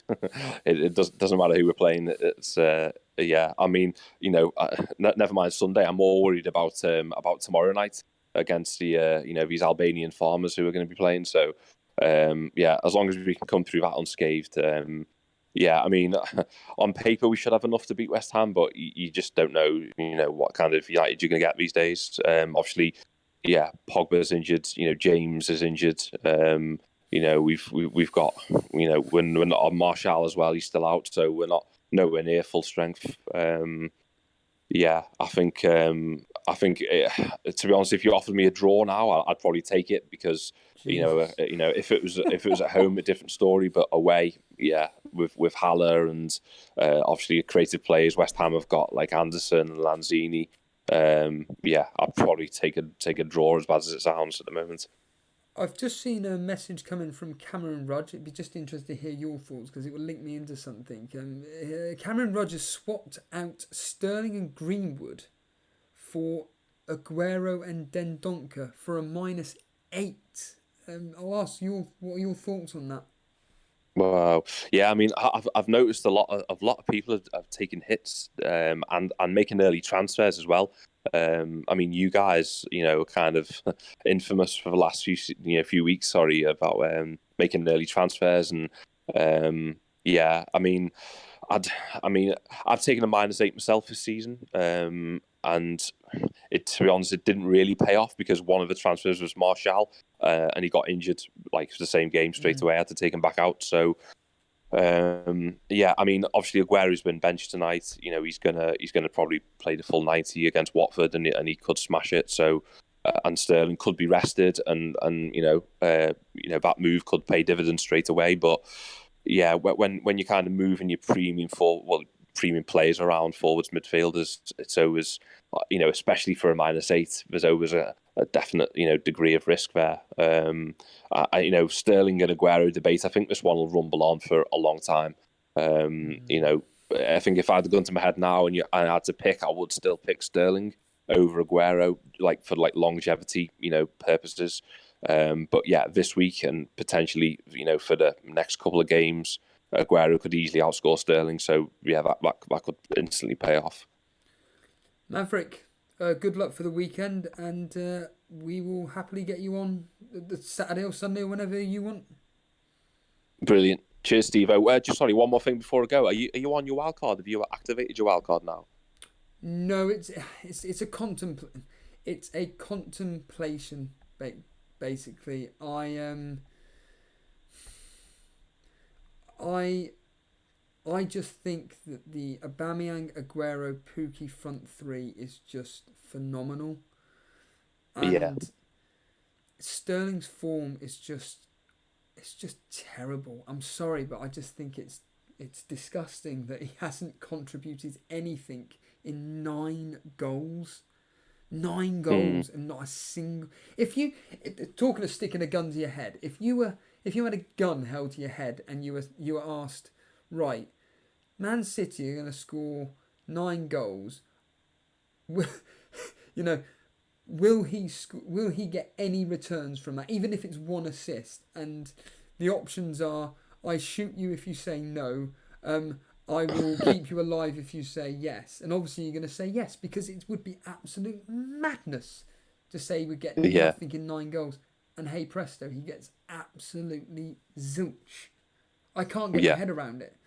And it's especially because of his start as well. Obviously, the hat trick, in week 1, and then I think he scored in week 2, didn't he? So, he scored in 3 game weeks in a row, and then he's just blanked ever since he sent out that amusing tweet, so to speak. Yeah. So yeah, and every time I start doing a team and everything up on screen, I just look at it and go, I'm just ripping my team to pieces by having 3 basically having 2 premium strikers, and I think Well, you know what, Steve? I'm looking at that team on screen now on the TV, and I think if you could get Trent in that team, so if you could sack off Maitland-Niles, because no one wants an Arsenal defender, do they? And if you could potentially downgrade to Vertonghen to like a Trent for Maitland-Niles, and and basically I don't know, Dendoncker or Hayden or whoever in, I think it'd be worth it. Looking at that team now, because you kind of got all bases covered. If the only thing is, I just think that Trent's just going to have an awesome season. I think those early rotation fears have been put to bed. I think he's going to be like a season keeper if he stays fit. And yeah, I think if you could find a way to do that, I'd definitely consider it. I'm not sure if you'll have got enough money in the bank, but. Well, but literally on this team right now, I mean, Lamella sticks out like a sore thumb, if I'm honest. But based on that team and that suggestion, I've got 8.1 in the bank to be split between 2 players. Well, you can't get. It'd have to be like a. No, it has to be Rico, and yeah, you're right. You wouldn't. You couldn't do it, could you? And there's to get rid of Gilbert. And you'd have to, if you downgraded Lamella to like Hudson-Odoi, but it'd like save you 0.2. But yeah, Hudson-Odoi isn't even going to be ready for this week or probably the next. So, yeah, I'd have to have. Well, I could have a 4 million. Well, basically, I'd have the equivalent of 3 4 million defenders, 2 premium defenders. And then a midfield of what would be Mane, Lamella, De Bruyne, Cantwell, and Dendoncker, and then a front 3 of the Aubameyang, Aguero, Pukki. That ain't happening. I can't stand having teams like that. I wouldn't. I don't like having a team full of rubbish players, as I call them. Yeah. No, but that's fair enough. That's fair enough. Well, I mean, my advice to you probably would just be to leave your team as it is this week. I know you've done the your -8 for Aubameyang. I think that's a brilliant transfer. And I think Mount, you just like kind of take that as it comes. Apparently, his injury isn't as bad, and he said himself he could even feature against Liverpool. Has he? Worst case. Go on, sorry. He's actually come out and said that he could feature. I'm pretty sure I read a quote. I think it was this evening from Mount himself saying that he thinks. I mean, we've obviously heard players before say, oh yeah, I'm fine to play, and then actually we don't. But I think from a player himself, he's come out and said that he feels okay, and potentially he could play against Liverpool. Now, whether obviously Lampard risks him and the physios tell him no, you can't, then yeah, I'm not sure, but I don't think it's as bad as a kind of first feared. So even if he misses this week, he'll probably be back for next week for their great run of fixtures. So, well, yeah, there we are. Kind of. Maverick, thank you for joining us. Yeah, no worries. Cheers, Steve. Have a good night. FPL Buna, good evening to you. Good evening, buddy. How you doing? I'm doing very well, my friend. You've been out on the tiles with fellow community Elite FPL community member Brew. How are you? Yeah, I'm very good, man. I just wanted to say, Maverick Marco that you just had on, he had some really good insight. Yes, I thought it was really good listening to him. Yeah, I'm all good, mate. Yourself? That's somebody we won't be blacklisting, but yes, I'm great. We want to hear from people that have been watching the games tonight, and you're obviously a Spurs fan, and let's hear your thoughts on Spurs tonight. We weren't very good, but it's a lot to do with the fact that Son didn't play. We're different without Son, and I've always said. Could you elaborate that, please? That point. Well, yeah, absolutely. So what I mean by that is, when Son doesn't play, that usually means Moura does, and if Moura and Kane play together, we're not very good because they often get in the way of each other, and it just doesn't work. And again, Lamella didn't play today either, and Dele Alli did, and Dele Alli's not playing very well right now. He's not in form. Obviously, he's on his comeback from injury, but he's not looking sharp. So generally, we Eriksen's not at it, So yeah, I mean defensively too, we were poor. Like we didn't have Aurier or Rose there. They didn't travel at all. So I think they're pretty set to start for the weekend. We had Sanchez at right back again, And we saw what happened when he last played at right back. That was against Arsenal. He wasn't very good. And we didn't play Walker Peters at right back. So, if anything, that says to me Walker Peters, either Poch really doesn't trust him there at all now, or he's just not 100%. I'm not sure which, but I'm pretty confident Aurier will be back at the weekend.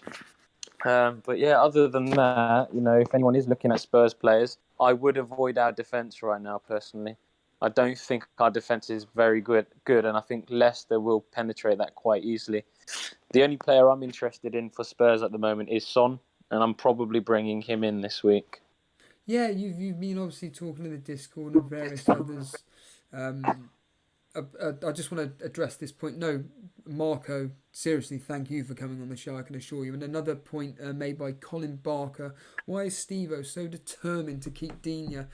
The simple answer is this.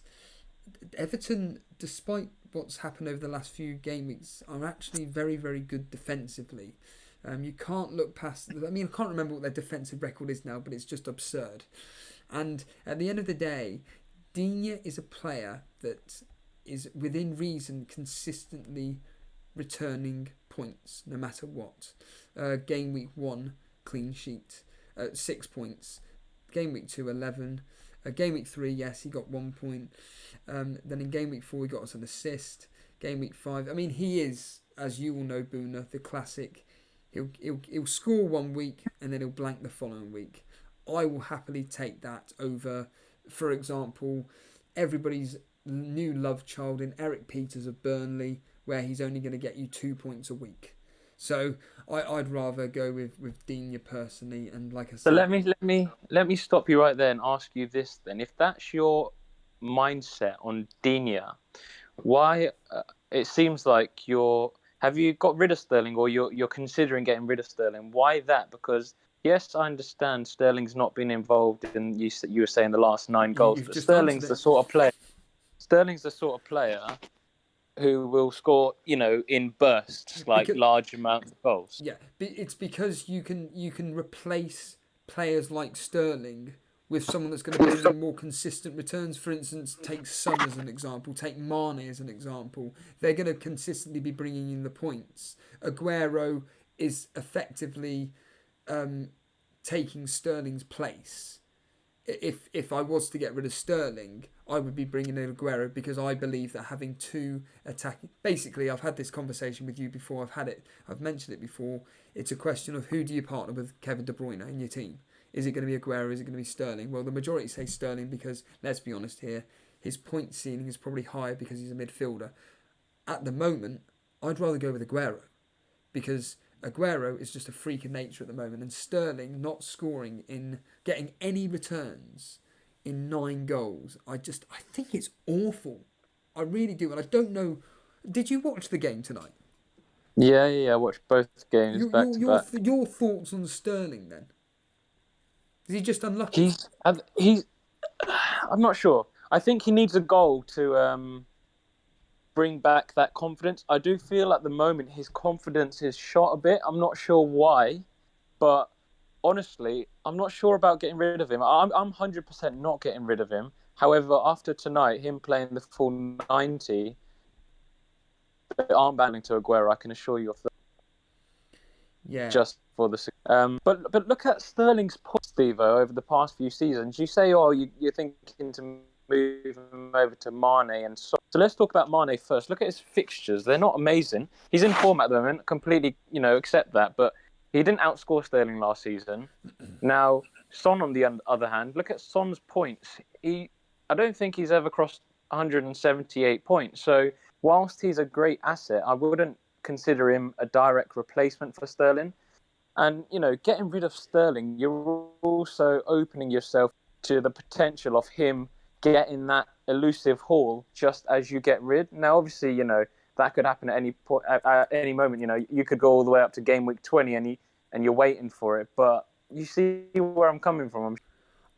I appreciate the thought process that's going on in your mind, but I completely disagree. I am a player that it's form. At the end of the day, this game is all about getting on number one, obviously getting on form players, but as Jason seems to prove every single blinking week, it's getting ahead of the curve. And is Sterling's days numbered? Honestly, Steve, I am disgusted right now. But it's true though. I cannot get my head around a player of Sterling's quality blanking in 3 games.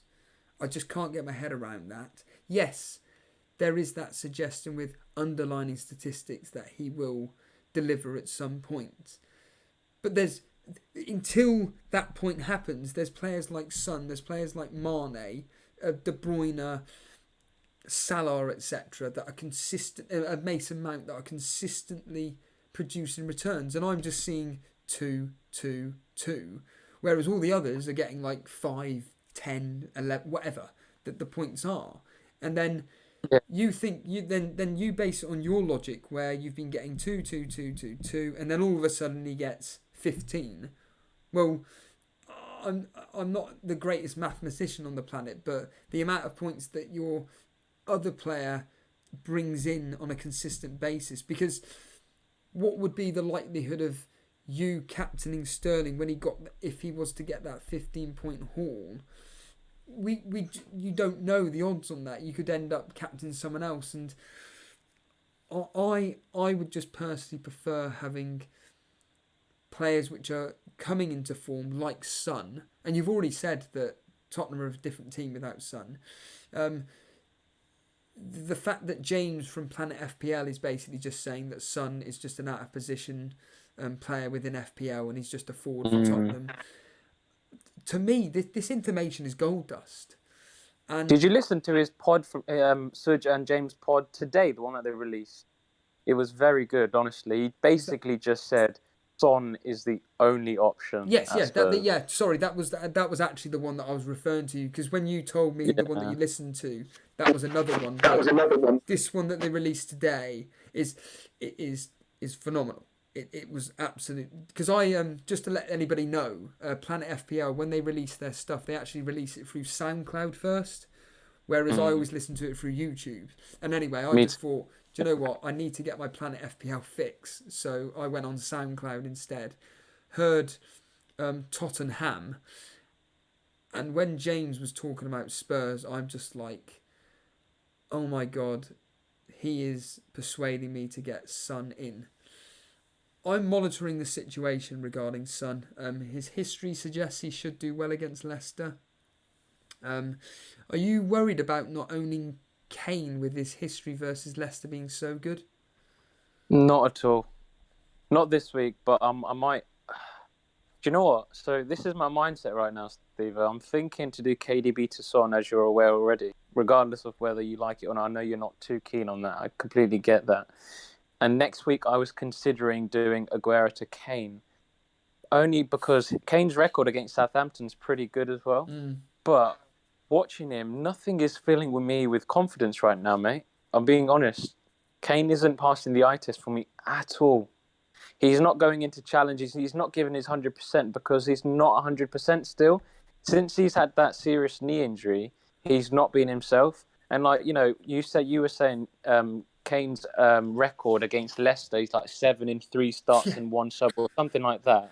But let's not forget, that was prime Kane, right? Yes. That was prime Kane, and he scored 4 goals in 1 game, and that was, a one-off kind of. That was the last game of that season. He scored 4 goals. Yeah. He's not replicated that form for, I would say, at least 2 years. Since those double hat-tricks against Burnley and Southampton back-to-back, he's not done it. Yeah. So I'm not concerned not owning him this week. I might get him next week, but even now, I'm not 100% sure I will do that, even though I'm going to the game. I'm not sure. He's not looking good. I keep meaning to ask you this question. Last week, you said that you are definitely going to be going with what the history says as a captain choice, and you didn't. You went like me. You went with Sterling instead of going Salah. Okay, crystal ball time. The history is suggesting that Harry Kane is the best captaincy option. Well, it's technically suggesting him, Sterling, or Aguero. So them three are going to be top. Yeah. But let's just say Kane is the number one option based on the fact that as an overall percentage, starting 3 games, making 1 substitute appearance, 7 goals, 1 assist. Okay? Crystal ball time. Harry Kane goes and gets 2 goals against Leicester. Sterling and Aguero blank as an example. Is this the time when you say, I'm going to have to captain whatever the history says from now on? Oh, no, not at all. Not from really? now on. No. But the following week, if Harry Kane did show that form this week, I would probably captain him the following week. Sorry, that's what I mean. If he was to score this week 2 goals and you went and captained a blank player, for example, and I'm telling you the history's saying go with Kane as an example, would it be at that point then you go, this history has really got something in it, I'm going to have to go with it? Yeah, I'd have to consider it more, definitely. But I mean, even this week, I'm not going to neglect your history because you said your top 3, right? And I will be captaining one of those top 3. Not necessarily the one, i.e. Kane, because you've got to look at it like the goals that he scored, like I just said, 4 of those 7 came in one game. That was a freak result in my honest opinion. And you've got to look at how he's playing now and compare the situation, and it's nothing alike. So you can't just base it on one statistic and not explore it in a bit more depth and look at the current situation. You've got to kind of look at it all. I think at the moment, looking at all 3 captain options, you've got history-wise, you've got Kane, you've got Sterling, you've got Aguero. Kane's not in form. He's playing like a holding midfielder again at the moment. Yeah. You got Sterling, who's out of form, and he's just played 90 minutes midweek. And, he's played for the last few games 90 minutes. And Aguero, who's fully rested. It's a no-brainer for me. I'm going Aguero. Oh, yeah. Anybody that owns Aguero, you've got to captain him. Whereas I'm going to go with what Maverick has said, and I'm going to end up captaining Aubameyang. At the moment, it's on an auto pick of Salah. Again, I have said, and I've said this 1,000 times, that I think Salah is going to tear Chelsea to pieces, but history suggests that won't be the case. So I think that I'm going to put the safety captaincy on Aubameyang. Buna, thank you for joining us. No problem, dude. Any final thoughts before we let you go?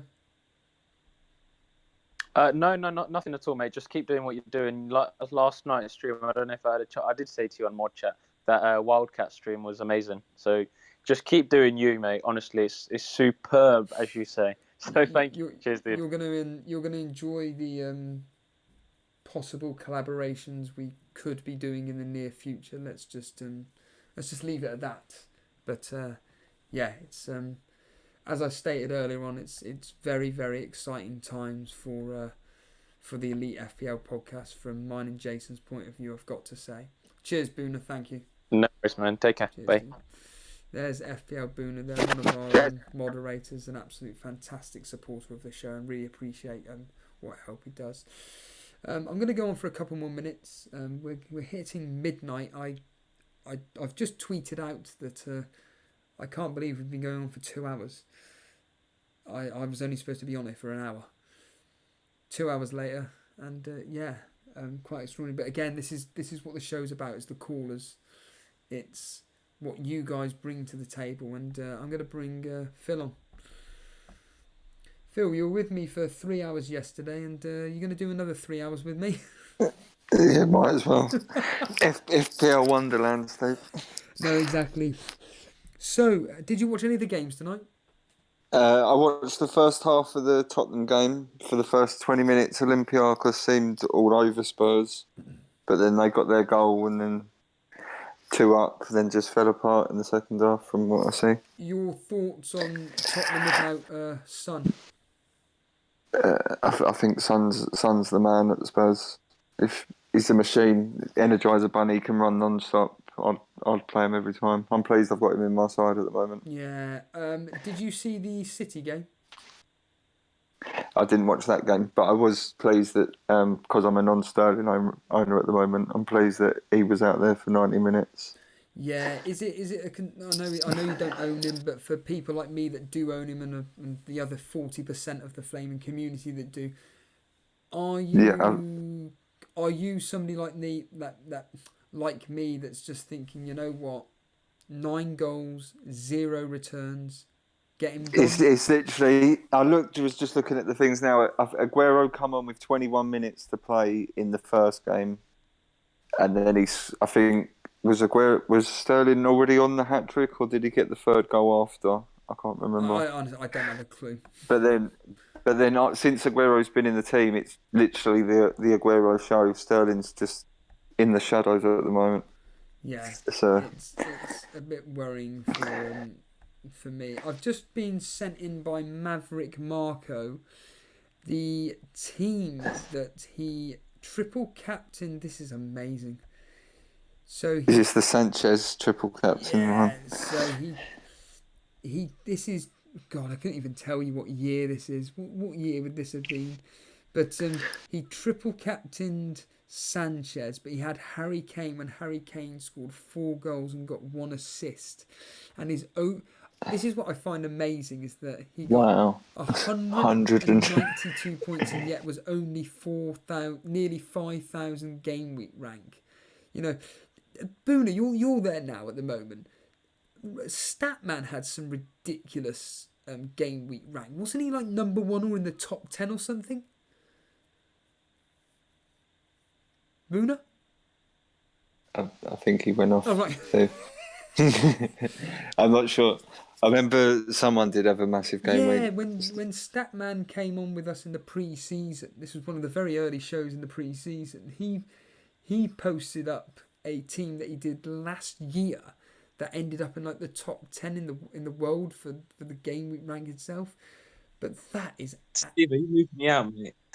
Are you there, Buna?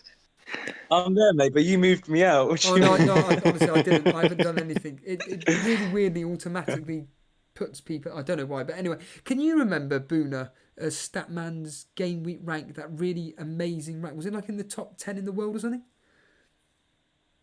It was something really high like that, yeah. I can't remember exactly what. It was definitely top 50 or something, but it was high. Yeah. So for people watching this, I mean, what year would this have been, Buna, roughly? 2014, I triple captain. Did that say 78 by any chance? I can't read it, to be honest with you. All I know is... I think that was the one. I triple captained him for that as well. I think 17, 18, he was still at Arsenal. Yeah, that wasn't 17, 18. That was 16, 17, I think. So for people listening in an audio, we've been sent in a screenshot of when Maverick Marker, who we just had on a minute ago, got an incredible score of 192 points in the 2016-2017 season. He triple captained Sanchez, but Kane got 4 goals and an assist versus Leicester. The team in full is Caballero, Monreal, Alonso, Stevens, Sanchez triple captain, and then we've got in midfield Hazard, Sane, Ali, Josh King, Jesus, and Harry Kane. Bloody hell. Wow. Extraordinary. Quite extraordinary indeed. What we've got you on, Phil, obviously Buna was arguing the case about the fact that, you know, players like Sterling should be pretty much kept in your team without moving them on because of that potential of getting that explosive return, whereas I'm saying, well, actually I'd rather have someone like Son that's going to consistently give me returns each week. What are your thoughts on that particular? Well, with the way that you was moving it around to bring Aguero in as well, I don't think you can go De Bruyne, Sterling, and Aguero. I think that's a bit too much. I think De Bruyne, Aguero's the best double up in my opinion.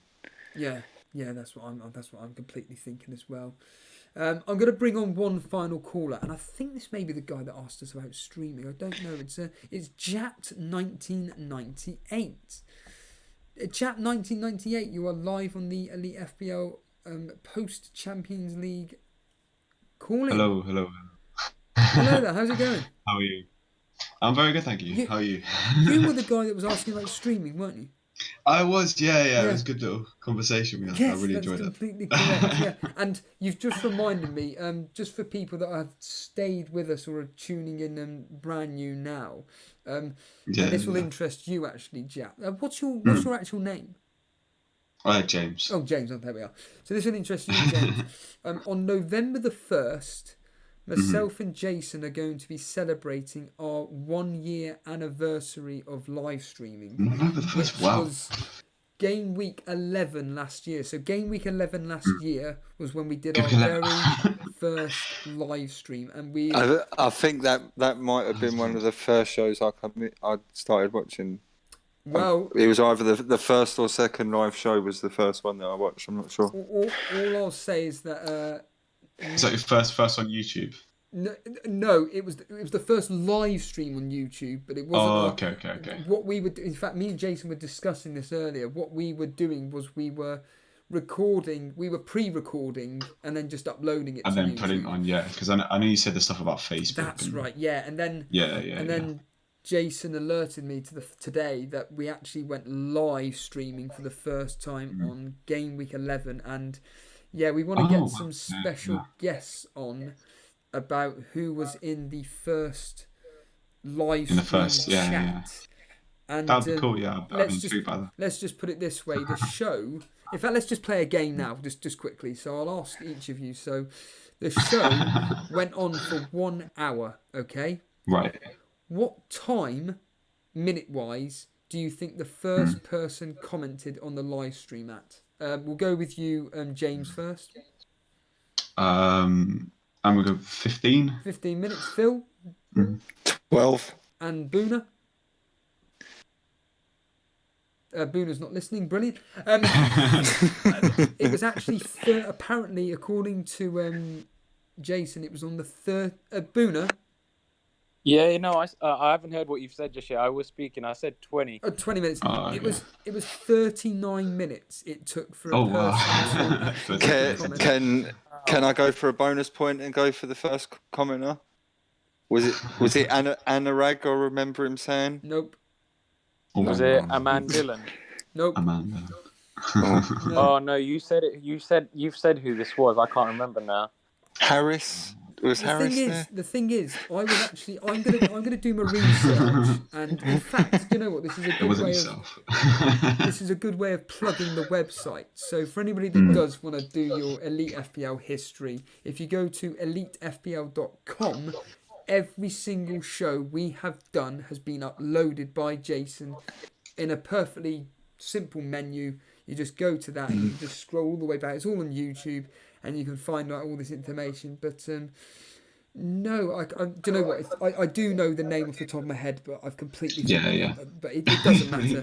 But what I can tell you, this is in fact I'm going to save it. We're going to save it for the anniversary, but we do want to get a couple of people on live on air, to celebrate that moment. But I'm intrigued by that. Yeah. But James, did you watch the Tottenham or the Man City games tonight? I saw some of the City game, and your thoughts on Sterling.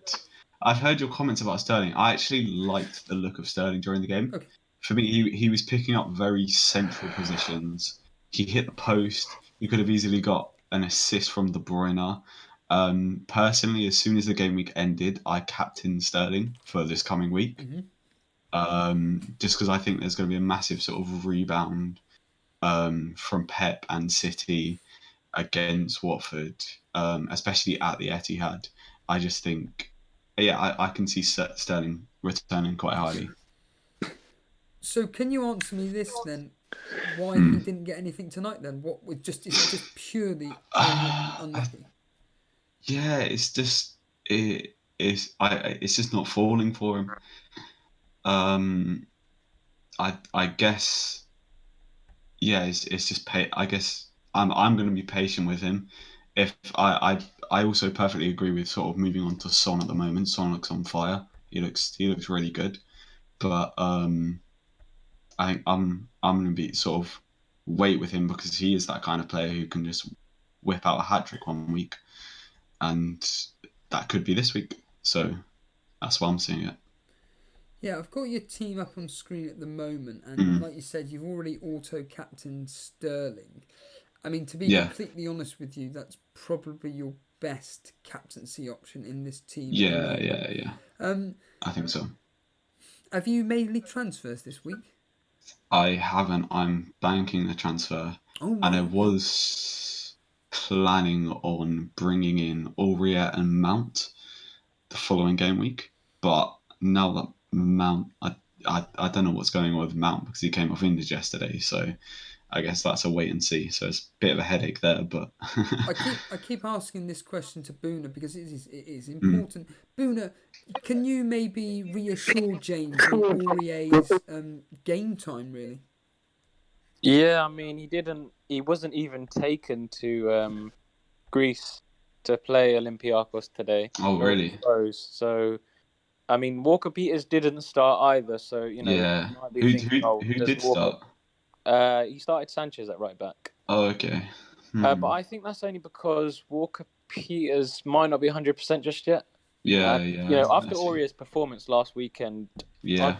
I'd be very surprised if he didn't play at the weekend. Yeah, for me, yeah, with Aurier as well, I'm waiting to if he hits 90 minutes again this weekend. Yeah, I'm very happy. I'd bring him in for Southampton.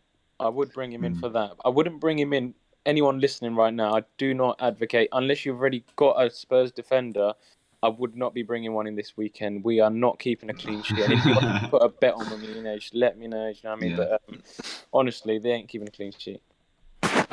No, I know we're doing the preview tomorrow, so I'm not actually going to bring it up per se now. But I'll ask this question again: are you happy with your team, James, or do you think that it needs a lot of surgery? Because I'm looking at this and I'm thinking Robertson, Alexander-Arnold, Zinchenko, Dunk, Lanzini, King. Like I've got so Dunk and Lanzini will be Mount and Aurier come the following game week. I'm actually I'm quite optimistic about Trent and Robertson. I don't know, like both. Even in them tough fixtures they've got coming up. Well, I mean, I'm gonna take Robertson out game week 9, so they'll play Sheffield and Leicester, and then I take him out. I can just see it being one of them, and maybe I'm being a bit too optimistic, but where maybe the fixtures Liverpool aren't expected to keep clean sheets, they actually show up and do. But I've also got some comment. You were talking about Luca Dean earlier, and I personally don't think he's as good of an option as you think he is. Because you talk about Everton's stellar defensive record. For me, I'm a Palace fan, so they played against a Palace side who can't score at home. Then they played in the second week against a Watford side who were woeful at the start of the season. Then the other 3 games, they conceded quite a few goals. And also, since they've lost the defensive record you've talked about that has been really good in the history, since they've lost Idrissa Gana Gueye, they haven't looked that solid. Against Wolves, they leaked a lot. So I just... That was actually in the pre-season was a massive discussion point about whether to go with Everton or not because they've lost Gueye, but then they brought in I don't even know his name. Can we remember who that new defensive signing they brought in? Can we remember who it was? Gabamin. That's it. Has he actually started for them or? He started and got injured, didn't he? Brilliant. Yeah, right. Well, I mean, now they've got Delph playing in sort of that same role, but he's not quite as good as Idrissa Gana Gueye.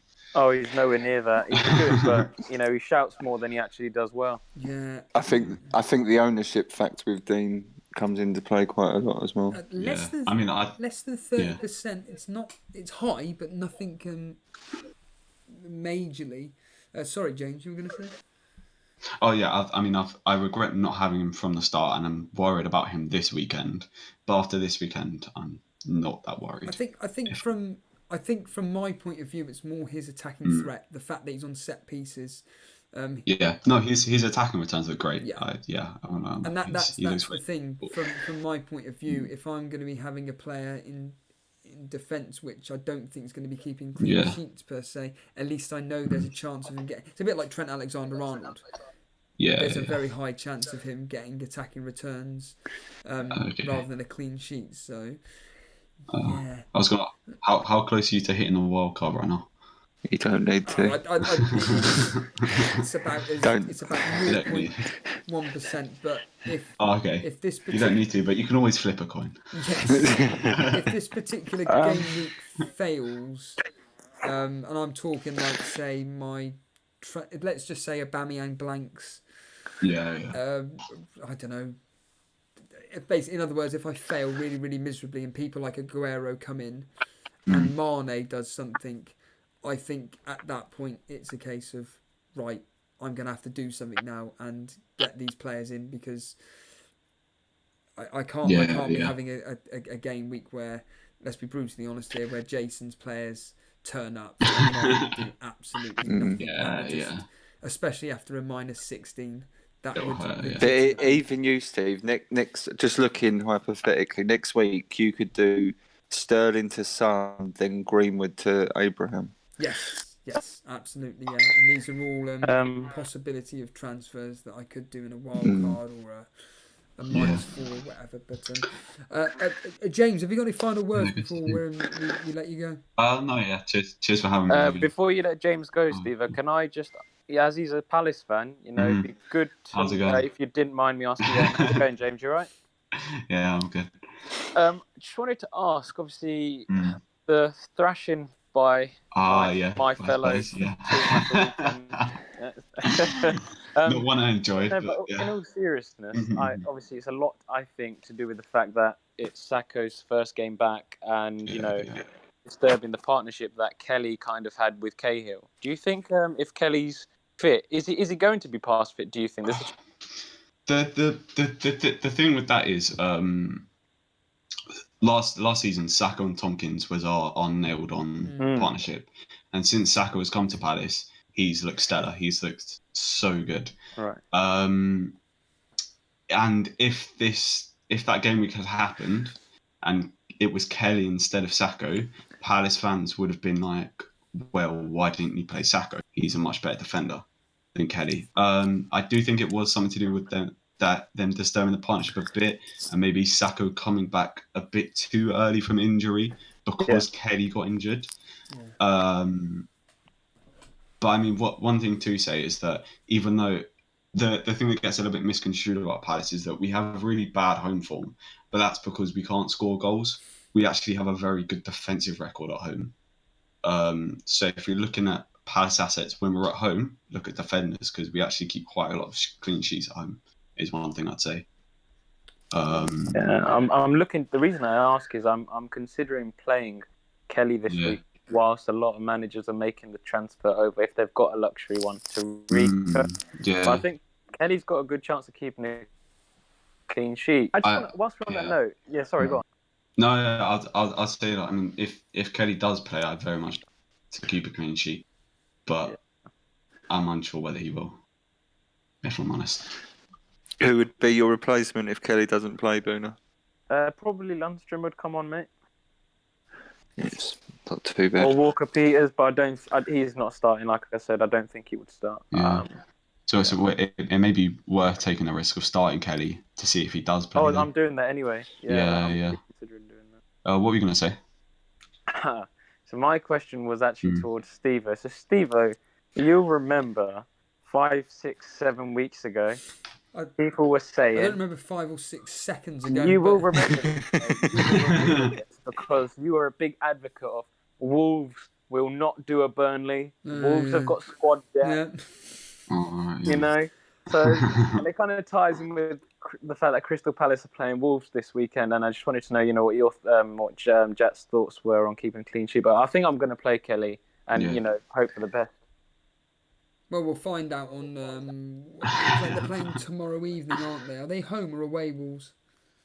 They're home against. Is it Braga? Sporting Braga, I think. Right. Yeah. So, I mean, I've predicted I think I'm going to go with a draw in that game, but based on what James has just said, and I have just looked at Crystal Palace, and they've kept 2 clean sheets this season at home.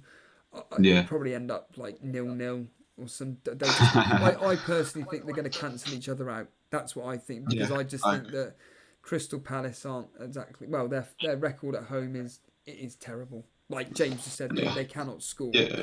We can't score. Yeah. So Defensively, we're solid, but we can't score. probably end up them cancel. This is what I just think. I just think they're going to cancel each other out. To be honest with you, It'll but be a 0-0 or a 1-0. yeah, very true. James, thank you for joining us, and I'm sure we'll get you on Cheers. tomorrow or whenever another day. Yeah, for sure. Thanks for having me. Cheers, dude. There we are. Phil, have you got any final words before we let you go? Before we I just wanted to echo what Buna and Maverick said and just say great stream last night with the Wildcats. It was really good to see you. Yeah, it was. It was good to see your restraint, trying not to overtake the show as well. It was really funny because there was a moment when I was just like, oh, I shouldn't have. I went into lead host mode, and I thought, Steve, I'll just back off a bit. But I was really nervous before we went on air. Sorry. Before we went on air, I was perfectly fine, and then the second J&O was like, right, get ready, we've hit the music, we're going to go live in a second. I just went into panic mode. I have no idea. That's why you poured out the shot, just to calm you down. 100%. That's exactly what Theo did. I'm not going to lie. Anyway, Phil, thank you for the kind words. Really appreciate it. No worries, mate. Cheers, dude. Hopefully speak to you over the weekend, Theo. Yeah, take care, guys. Cheers, dude. Same question to you, Buna. Any final thoughts before we let you go? No, not at all, mate. I'm just looking forward to tomorrow evening's stream, so I'll catch you then. Yeah, all right? that links me beautifully, and cheers, Buna. Really appreciate it. That links me beautifully into tomorrow evening. Me and Jason are back. It's back to the normal routine of our preview show.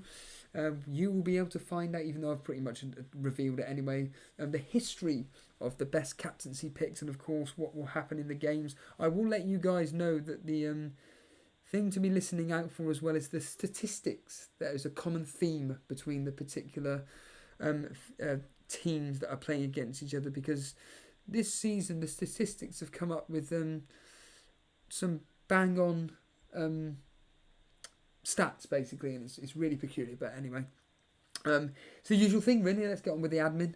It's 12 at night in the UK, so for anybody that's watching abroad and it's an afternoon or a morning even, I see Aussie Boy was there saying it's morning over there. Good morning to our Southern Hemisphere fans.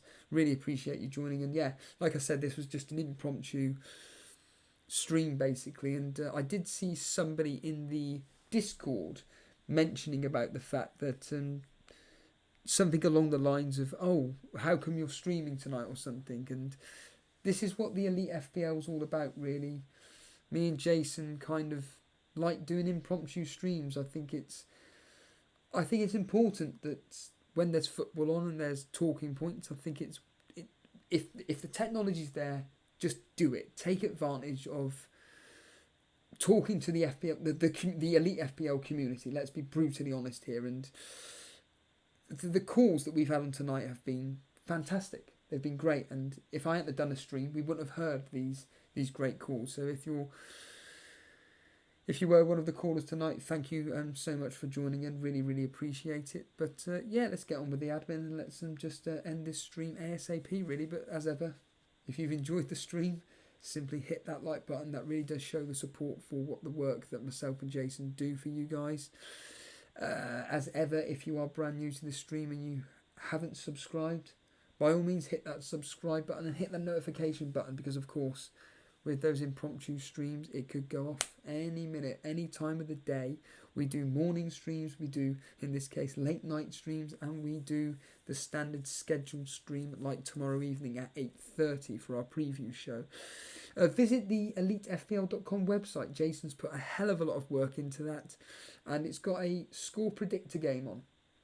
So we'll do a bit of advertising before that tomorrow on tomorrow's show. But the score predictor game at elitefpl.com, you can go up against, I don't actually know the specific number, but it's well over 100 people have signed up to the score predictor game, which technically there's no technically about it. It started last week, but you could catch up by joining in game week 2 of 6.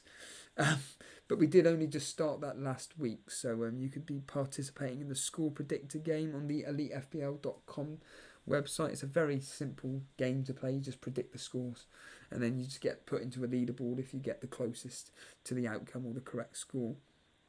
If you want to follow us on Twitter or Instagram. It's at Elite FPL. That's at Elite FPL on Twitter and Instagram.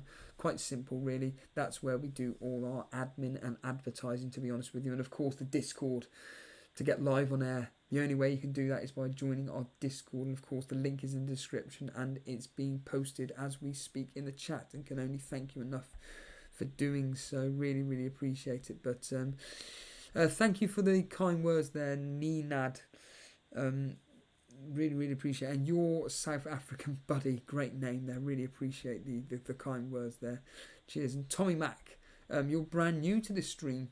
Rad Robbie, good evening to you there. Tommy Mac, I know you're brand new to the stream, so really appreciate the show. Steve Ling, I'm going to give you a shout out there. Hit the like button, mate. And Shebang is basically saying, if you want to continue chatting, basically get into the waiting room right now. So and Barrett, thanks for the stream. Didn't get a chance to go on air today, but looking forward to the stream tomorrow. By all means, come on air tomorrow evening with me and Jason. And for once, I won't have to do any talking whatsoever. Jason can take over that moment. But other than that, I'm going to be quiet now for Steve that's next door. And I'm going to wish you all a good night. And yep, I'm waking up in a few hours to go to the gym. It's going to be another long day. Anyhow, cheers, guys, and yes, we will see you tomorrow at 8:30. Take it easy.